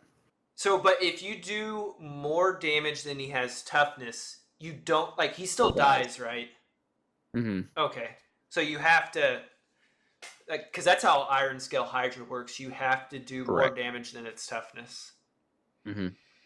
Man, to have that, You it's can't get past that 0 toughness. be a fun mono white commander to build. I think. What card were you saying, Moose? So I'm looking forward to Eddie Brock and him turning into Venom Lethal Protector. Okay. Which one is I'm that thinking one? that's going to be fun. So Eddie Brock is 2 and a black. When Eddie Brock enters, return target card with mana value 1 or less from your graveyard to the battlefield. And for 3 and not Jeskai, but for a black, a red, and a green, you can transform him for a Jund. And then you get Venom Lethal Protector, which you can hard cast Venom Lethal Protector. You don't have to flip it. He's got Menace, Trample, Haste, and when he attacks, you can sacrifice another creature. If you do, you draw X, and then you can put a permanent card from X or less from your hand onto the battlefield, where X is that creature's mana value. Yeah. So he's a 5/5 with Menace, Trample, and Haste, and that to me is he's going to smash in for some damage. And I'm thinking I could come up with some ways to abuse the card draw and the free plays off of it. Yeah, so he's you're drawing based off the mana value instead of the power or toughness, which I think is very interesting. So like some of your high value stuff that's got really good ETBs, play them, sack them to Venom, and then like recur them with because you're in the right colors for recursion, bring them back and do it again. That's how you want to play that card for sure. That's how I would want to play that card. You may know this, Chief. So, say you have a Hydra in that's X and a green. When he flips and he sacrifices, does he see the X value you paid? The X value that you paid when he entered the battlefield stays attached to that creature until he's removed. Interesting. That actually brings me to my first card that I'm excited for. Okay. Jackal Genius Genesis. At first glance, he does not look like a Hydra commander, but he is going to be somebody's very happy Simic Hydra commander. Whenever you cast a creature spell with mana value equal to Jackal's power, copy that spell, except that copy isn't legendary. then put a 1/1 counter on Jackal. He comes in as a 1/1, and I know that's kind of baby stuff. And the hardest thing about this card is that getting that play a 1 spell, play a 2 spell, play a 3 spell. But if you have nothing but X spells in your deck with a bunch of Hydras, this card is going to slap the shit out of somebody with... Because you get 2 copies of those Hydras at whatever you paid for them. Mm-hmm. So, it's going to slap the shit out of somebody. It's going to be really, really good. I think that's going to be a great card if you want to build a Hydra deck. Have you built a Simic yet for your 32 challenge? Yeah, it's my Merfolk deck. Oh, shoot, that's right. Man, it's been so long since I played against that one. Yeah. Okay. That's Coming a good back. deck, though. Yeah, we're gonna have to play more games because I haven't played that one against y'all, and I've got 18 in my my challenge going on right now. All right, theme Okay. of next, or one of our game sessions, is our group hug. I will play Oh my gosh. my braids. Like, everyone plays their group hug. It Why can do be you want the game to go forever? like, I don't know. I bet it can get over pretty quick, maybe. I don't know. Yeah, we're all drawing 20 cards every turn. We will first person to deck themselves. That's what it's going to be. All right. You ready for my second card? Yeah, Yeah, let's hear Mr. it. Negative. Have you seen this card? Mr. Negative. Mr. Negative. He is a 7-drop, so he's a little pricey. But when he enters, not when you cast him, but when he enters, you may exchange life totals with target opponent. I'm not finding this card in Card Kingdom. How do you? Is it MR period? Mr. fully spelt. Okay. Mr. Negative. What? But Here.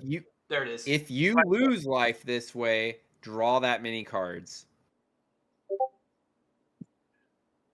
So if you can pan Harmonicon that and get that twice, so you do the drop and then you come back up, you could draw like 5, 10, 15 cards. And then, oh man, when I read this card, it's like, that is going to be sick. And you're gonna want to play this, and it almost plays in your favor that he's 7 mana drop because you're not gonna play until the end of the game. If you can let your opponents whittle you down to like less than 10 life and then get this guy out, just Captain Ginyu those motherfuckers. You know what I mean? And just swap with them right at death's door. I'm trying to I think think of spells where kind of like Necropotence, right? To where Nicol Bolas's Citadel. We just talked about this. You use Nicol Bolas's Citadel and you just like pay until you get down to 1. All right. Yeah. You either blink. Is it when he enters the battlefield? You do this. When he enters, Yeah, so you blink him, you exchange life totals with someone, get at, 30 more. Nicol Bolas, Citadel, all your cards, and again, find your other guy, like, hey, is it Shadow Sphere where you can tap and bounce creature? Or I'm trying to think of one where it is blink on a stick. Shadow Spheres, it removes hexproof. Cloud Key? Oh, man. No, There's one that Cloud does Key that. reduces the cost. I don't know. I'll have to look. But he's in the right colors for Blink deck. Yes. He's an Orzhov commander. Oh, that would be so yeah, sick. no, like he'd be like really you good. said, like this, use Necropotence and get yourself down to 1. Oh man, that would be so fun. That would be so fun. So I'm thinking I'd go the opposite direction and try and gain life and then see what I can do to kind of set you up for failure, because what would that be with Sanguine Bond? Or what would it do if you flipped it and you had Exquisite Blood? I was thinking about that. So like if I because it all count, I had to look at the rules lawyers on this. Exchanging your life total still counts as losing and gaining life. So would we if depending on which one you had on the field, would we always have the same amount of life from the ETB? So I'd have to look at what the difference between you and your opponent is when it entered, because be at the that thing, moment right? you Yeah. quit and there would be life loss, life gain. But But if I think Hop had Rakdos, one his Rakdos plan, it says you can't gain life. If we swap life totals, you would only go down, right? Or somebody would go down, but like the other player would stay the same. Is how that would work. I'm pretty sure. It sounds right. So if I was at 30 and Moose was at 20, and I play Mr. Negative to swap, you would come down to 20 where I'm at, and I wouldn't go up. So I wouldn't get to draw my cards or whatever. But, you know, knocking you down 10 life for an ETB trigger, that's pretty... I'm going to say that's worth it. Jeez.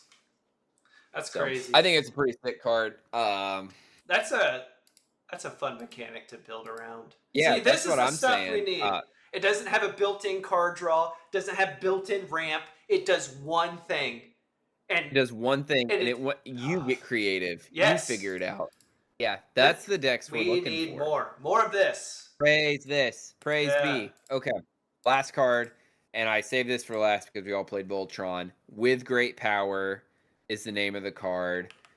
It is a better version of... Oh, shit. What's the name of the card? I just saw it. You get +2/+2 for each aura or equipment attached to the creature that you attach it to, and all damage that would be dealt to you is dealt to the creature instead. So, It's a Voltron deck, auto-include. That's a better ethereal armor because it gives 2/2 instead of 1/1. Yeah, it's not just... There's another one, too. It's an aura. It's in my dog meat deck. Wow. Stand by while I shuffle through 100 cards here. You know, this is a great pitch for Archideck, where you don't have to shuffle through cards. All that glitters. All that glitters. What? Read that one for us, please. Oh, sure. I just shuffled it back in. Enchanted creature gets +1/+1 for each artifact and/or enchantment you control. Okay. The only difference is all that glitters, it can be your soul rings and stuff too. With Great Power, it has to be attached to your creature, but most of the time that's going to be the case anyway. I just think, if especially in Voltron decks where you probably already have, Dark Seal Plate or whatever to make your commander untouchable, indestructible, whatever. Oh, This is gonna make it where they have to remove that enchantment or you can't lose the game. Say a creature attacks you, right? Say you have your Voltron commander tapped. And my Voltron commander now has Basilisk Collar. I swing and hit you with Death Touch damage. Does that auto kill that your commander? Since the all damage that would be dealt to you is dealt to the enchanted creature. Yes, I would say yes. Rules lawyer, you can back me up on this, but I believe that is correct. It would be as if it attacked the creature. And the same with infect, right? The infect damage goes to your... Okay. Mm-hmm. Okay. Yeah. That is correct. I think that's how that would work, yeah. Because I'm looking at the ruling on Pariah Shield to see how that would work right now. Yeah, it's more or less the same as Pariah. I do like that ability, though. That almost makes you untouchable if you have, like, indestructible on your commander in a way. Yeah. Which is just the kind of power creep that white cards need. You remember, again, berries, when white was the worst color in Commander?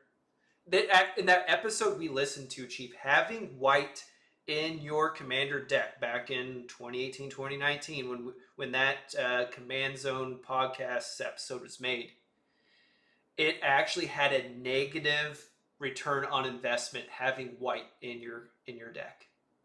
Yeah, I think there's a lot of factors that play into that. White is notoriously the worst ramp color. So there's that pain, and then white also has like the highest cost of spells. Like there's a lot of good stuff in there, but it's not fast, and there's There's some good spells in here. I like my white spells, but like I mainly it's use them definitely for a removal. drawback for sure. Removal Yeah. for sure. Oh yeah. Your exile Now effects. this comes back to what I was saying. That's why when you're playing mono white, mirrored landscape almost becomes a must because there's not a lot. There's really no ramp in white. You've got land tax. You've got I'll find a wayfarers, way. I mean, weathered Smothering wayfarer. Tithe. Smothering Tithe, you have the artifact creature who is like... Solemn Simulacrum. Yeah. Solemn Simulacrum. Sad robot. Excuse me, as Sad robot. I was thinking Rhystic Study, but on a creature. Esper Sentinel. Esper Sentinel. Esper Yeah, Sentinel. he's not ramp. But there's the one You know what's where... weird is that card hardly gets played in our pods. What's that? And that's Esper Sentinel. Not very many people in our pods play him. Well, I get tired of... Like, I had...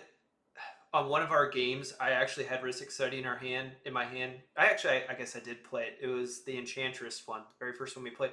I hate asking, well, do you pay the 2 or pay the 1? Do you pay the 1? Do you pay the 1?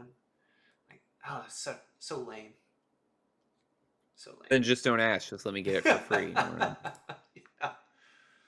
There was a Just don't draw the white card. creature. Isn't there a white creature to wear on your upkeep or your instep if someone on the table has more mana than you? You can put a plains into play tapped. You're thinking of the enchantment land tax. It's a one cost white spell. Swallow's a creature.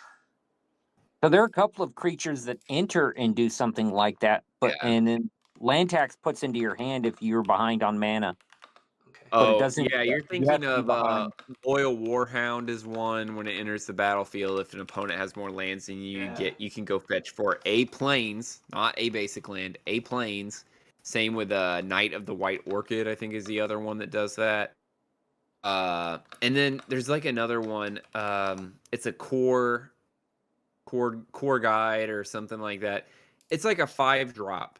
Keeper But when of the he Accord. ETBs, yeah, you can fetch a land. It's just like for 5, Green's doing this for 2 or 3. What are you doing? So how Keeper of the Accord reads, but here's how it sounds. At the beginning of each opponent's end step, if that player controls more lands than you, you may search your library for basic plains, put it onto the battlefield, tap, and shuffle. Wow. How many? What's the mana drop on that? 4, 3 generic and a plains. That's not bad. No. At the beginning of each opponent's end step, if that player controls more creatures than you, put a 1/1 white creature. You may create a 1/1 white creature it's a token. moose-looking thing. No, it's a dude, a human soldier holding a flag.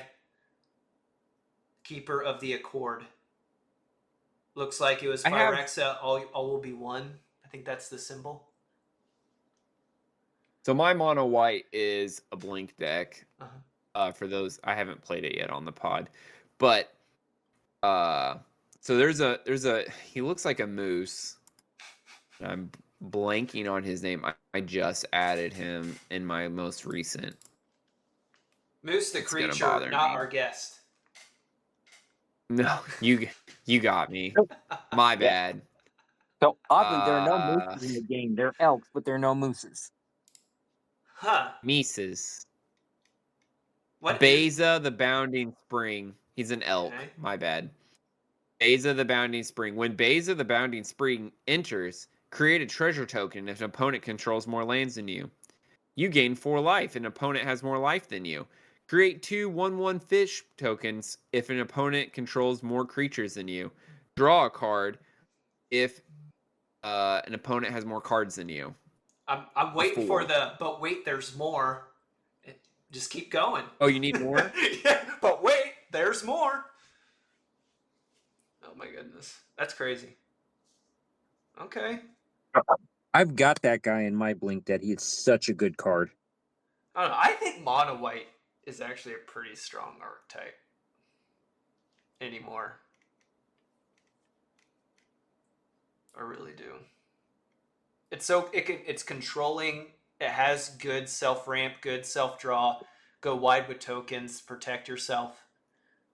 Shoot, you can put in Ashnod's Altar or Phyrexian Altar to sack your tokens for mana. Well, I'm grateful for all those reprints. It makes them easier to get to and it's help keep the prices down. Something going on. So I'm going to go ahead and go into top soapbox. So today's soapbox, I am going to change targets here. And we need to talk about not apologizing to your opponents for doing things to them.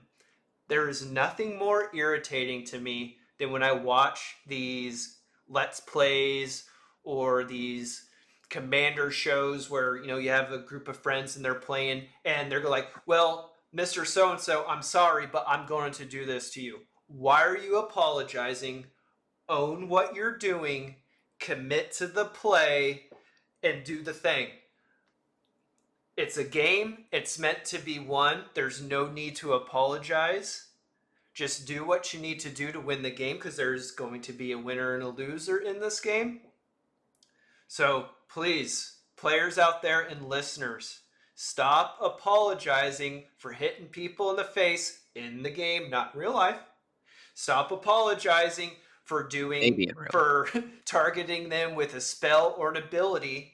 If a player doesn't have a blocker, you can bet I am going to be hitting them every turn. I will not apologize for it. I'll be like, hey, you may want to get something on the board, otherwise I'm going to keep hitting you. So, people, please stop apologizing, commit to your plays, and own it. That's the end of Top Soapbox.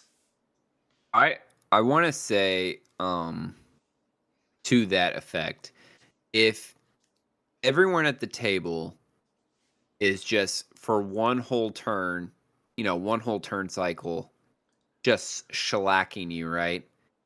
You're either doing something incredibly right, you're the arch enemy at the table, or you're doing something incredibly wrong. Like you just left yourself, swung the board and I tapped all my mana and the game's still going, right? You're either doing really well or you're doing really poorly. Take those shellackings as time to reflect on your actions. Either change what you're doing or pat yourself on the back and say keep going. Either way, commit. Like Top said, it's the game. We're here to have fun. Nobody is having fun when they're having a mana drought or they're drowning in mana or whatever, right? They're not getting to do what they want to do for the game. But at the end of the day, my deck, I get a trigger when I attack somebody. I'm not gonna overlook your empty board and not swing. You know what I mean? You gotta put Old Yeller down sometimes, right? If they are mana screwed, I'm like, hey, I'm gonna put you out of your misery here so we can move on to a new game. I'll spread the wealth, right? Like I'm not just gonna single you out, but I'm not gonna ignore you for an entire game just because you're struggling. Because we'll just take we actually didn't talk about the game again. We're doing really good at this whole podcast thing. Real quick, so we all played Voltron. Yeah. And different Voltron types. is different types of Voltron, that's correct. Moose kind of cheated and didn't even play as Voltron commander the entire game. So it didn't matter. He had a pseudo Seaborn Muse or Seaborn whatever. Windborn Muse. Windborn Muse was his Voltron on that one. Yeah. I mean, hey, you play how you want to play. But I would say Voltron's biggest strength in any game of Commander is that at any time I can knock someone out with commander damage. I'm gonna say is the biggest strength. Maybe some pings here and there, right? Like throughout the game, I hit somebody for 3 here or there, but I have had games where I hit someone with my commander for 30 with Dogmeat as my Voltron commander because of the equipment stack that's on him.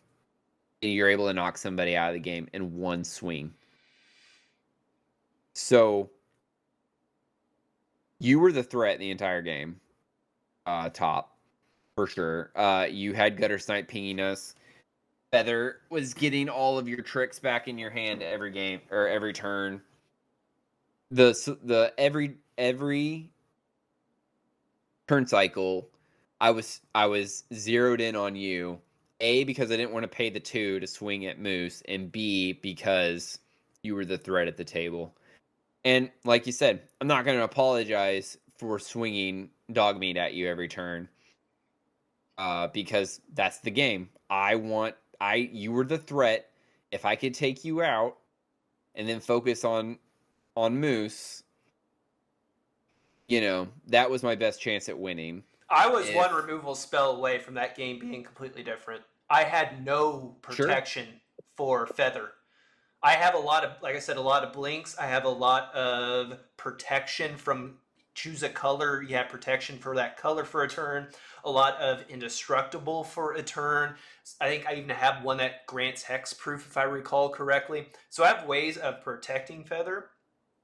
It's definitely glass cannon, like any Voltron. It's definitely a glass cannon archetype. But we were definitely one removal spell away from me probably losing. I don't think anyone cast removal that entire game. No.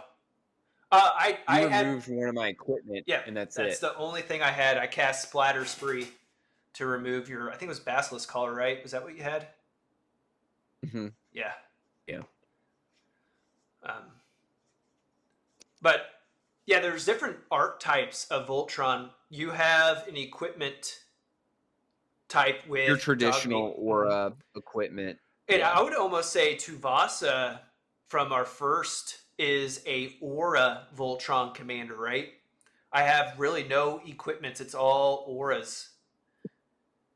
And then I can see that. What we dub, what was it, Warcaster was what you coined Feather as. Feather is a Warcaster. Mm-hmm. To where you cast these cheap spells to pump Feather, and then you get card advantage by getting those back into your hand. So it almost acts as a pseudo equipment to where your effect is permanent, right? I guess that is the benefit of having the equipment. Where the downside is, though, it is susceptible to removal. To where me casting the spell, it's really only susceptible to a counter spell of some type. And me having the open mana to cast it at the time needed to take advantage of it. I was gonna say you have to recast it every turn. Yep. But the value that you're getting for those little, you're probably casting there at the end like 4 or 5, right? And especially with having Gutter Snipe on the field, and there's a lot of off. 1-drop cantrips, right? It was Honor. I put a 1/1 counter on target creature. I draw a card. I have quite a few of those type. Pay 1 mana, do a thing, draw a card. Even if it's like giving it haste or first strike, you draw a card. It's so good. Feather, I always say every commander is my favorite commander because it's the one I played last. But I truly enjoy Feather. I would say it's my closest CEDH deck. It's very fast paced. Mm-hmm. All of our anytime when we on the second MOB, anytime we didn't have a lot of time for a deck, we'd pull out Dog Meat and we would pull out Feather, and we knew we could wrap a game up in less than 15 minutes. Because one of us was gonna win. Mm-hmm. If I get the right draws, I could win turn 4 with Feather.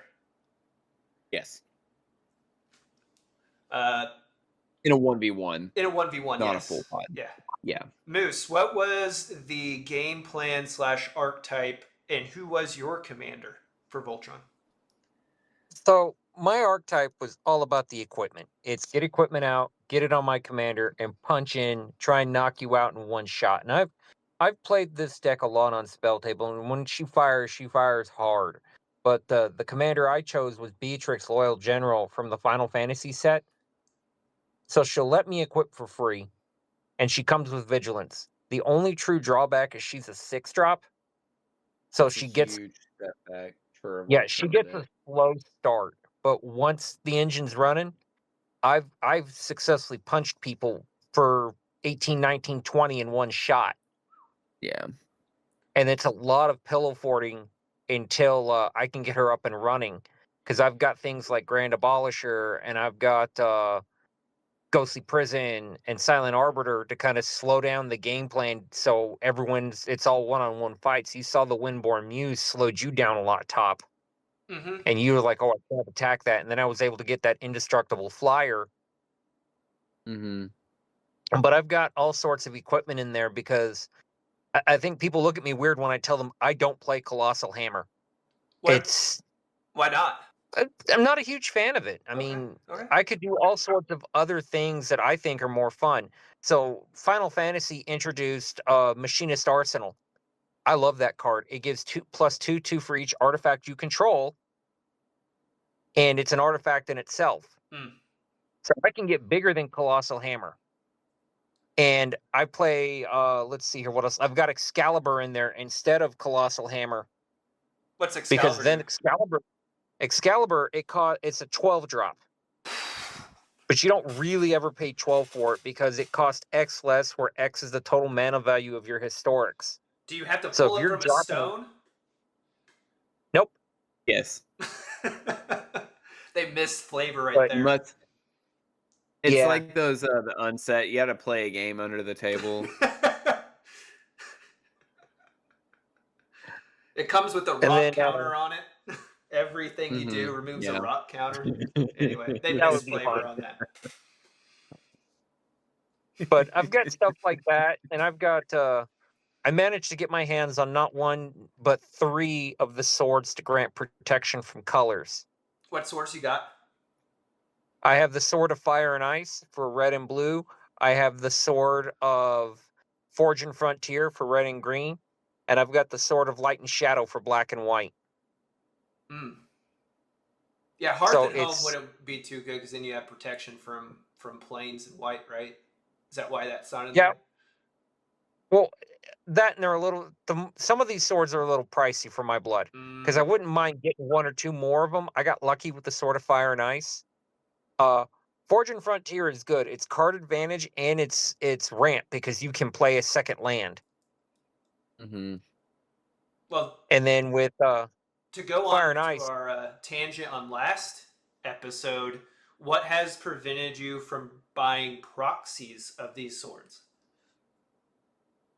honestly, I'm not a huge fan of proxying unless I own at least one. So like I own 1 Shadow Sphere. I'll proxy the dog mess out of that one, or I own 1 Rhystic Study and I own like Hey, 2 we don't do Smothering. dog slurs on the dog channel here, So I so will don't take the proxy the dog's hell out of name these in vain. cards. But it's just personally, I would rather if I own one, I'll proxy it. I actually have a little book I keep some of those cards in and go, oh, I proxy it because I don't have $40 to buy Rhystic Studies. Hmm. Now, do you feel like going off on way on? I'm gonna let you finish your sword thing. Finish your sword thing. I'm gonna ask you what I asked Chief last episode. So, but the other thing I look at is what kind of value are these swords going to get me? Like the Sword of Hearth and Home. Yeah, it's cool. I can put 1/1 counters on it, but that's just extra things for me to keep up with. And the proliferation, there's only values to the creature that's equipped. I'd rather play that. Like I've got that in my. I've got no Hearth and Home doesn't do that. Mind and Body does that. Hearth and Home is the one that lets you tutor a land and lets you flicker a creature. I've got that in my Miriam the Sentinel Worm deck. Mm. So I can flicker the dragons because Miriam doesn't look to see if you cast it, it only looks to see if it entered. Ooh. Yep. So you can just get token dragons all over the place. Oh yeah, because Miriam will see it enter and then create another copy of it. So if you're casting dragons and flickering dragons, so that's why I don't have it in there. But I didn't see the value of flickering the creatures. The protection's nice, but I've got a commander's plate in there. Okay. So to ask you, do you feel like if you could proxy anything, regardless if you owned it or not, do you feel that proxying cards stifles creativity? Do you find yourself having to look for alternate uh, avenues to complete your game plan and actually maybe finding a gem or two? I'm kind of loading this question to complete your game plan that you because you can't proxy. So actually, yes, it's forced me to be a little bit more creative in my plays and some of the cards that I choose, and it's actually made me take a deeper look at some of the cards out there that people don't or people are overlooking. So I'll use my Jolly Balloon Man deck as an example. I was looking for a copy of the red, uh, not the Enduring, but the red Fear. Red God, now I Fear. can't think of what it's Fear called. of missing out. No, it's the Overlord. Overlord of the Boiler Works. Oh, okay. The Overlord of the Boiler Works, it enters and it deals 4 damage to one opponent or to one. Okay, that's cool. However, it's like a $6 card. Okay, fine. I don't have one. That's not that expensive, so I could probably pick it up on a trade or something. But because I didn't have it, I started looking around and I found this for 7 cents. Fear of Burning Alive. When it enters, it deals 4 damage to each opponent. So I can either, yeah, and it's got Delirium, so I can actually do more damage if I've got a Delirium met in the graveyard. But with my Jolly Balloon Man, I don't care about the Delirium. That's the cool bonus. I can run Jolly Balloon Man 2 or 3 times a turn and hit everyone from 8 to 16 damage with no effort. What's the CMC of that spell? It's 6, so it's a Ah, little pricey. But when you look at the overlords, the overlords, if you hardcast them, are pretty pricey. But if you pay them for their impending cost, they're all like 4.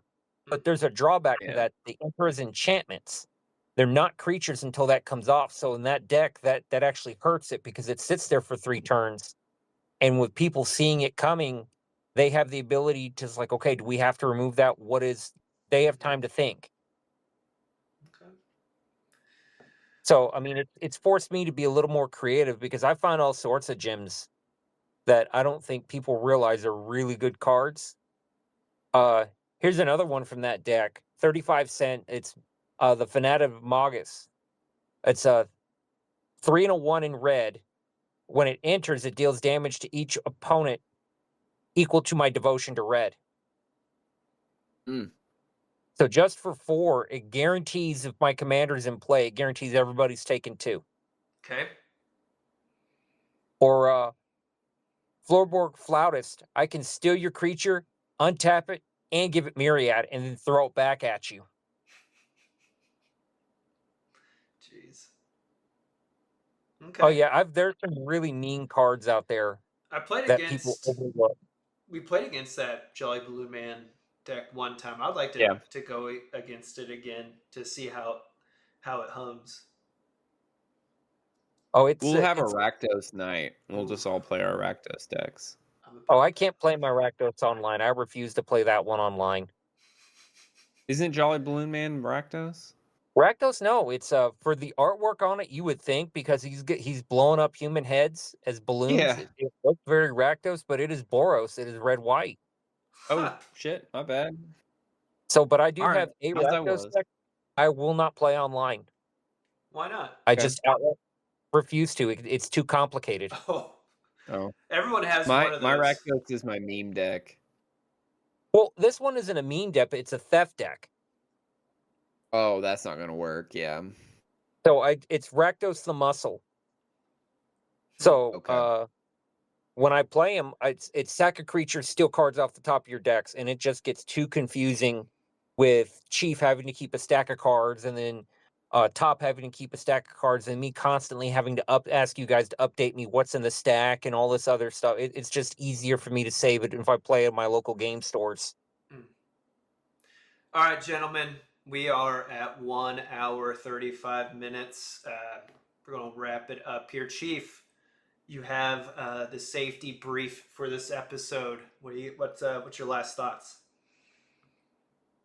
Well, first of all, I want to thank Moose for joining us. I want to also thank him for entrusting all of MGM's finances to Grenade Energy. So grateful for this opportunity, just to give more caffeine to our servicemen and women in the field. For everyone that stuck around the whole episode, thank you very much. probably not do themed matchups every time, but sprinkle them in here or there just for some funsies. I'm currently 0 for 3 on the matchups with top, so I'll get a win one of these days if you keep tuning in. It's Who the law knows? of averages. Yeah, I mean, eventually, if we go 10-0 and I just keep losing, I'm gonna then I will know for sure that top is cheating. Until then, we'll keep going. If you go 0-10, that paper shredder from episode 1 is going to turn into real life. Yeah. Oh, for sure. I'll let me look over here real quick. Which one am I shredding? If I'm gonna shred any of them. Oh man. I don't want to shred any of these cards. That's not gonna work. You're gonna have to let me win one. You have to throw this dog a bone. Okay. You know what I mean? Yeah. That's all I got. Well, Moose, thank you for coming on, and we look thank you for forward having me, guys. to having you on again in the near future. So, I don't know. This is where we roll the outro music, and as Chief says, we're all tapped out. The boys are all tapped out. Bye. No, the road is my only home. Every empty city is a signpost along the way. I'll keep walking, going along with this world's sway. Through the ashes, we build a life.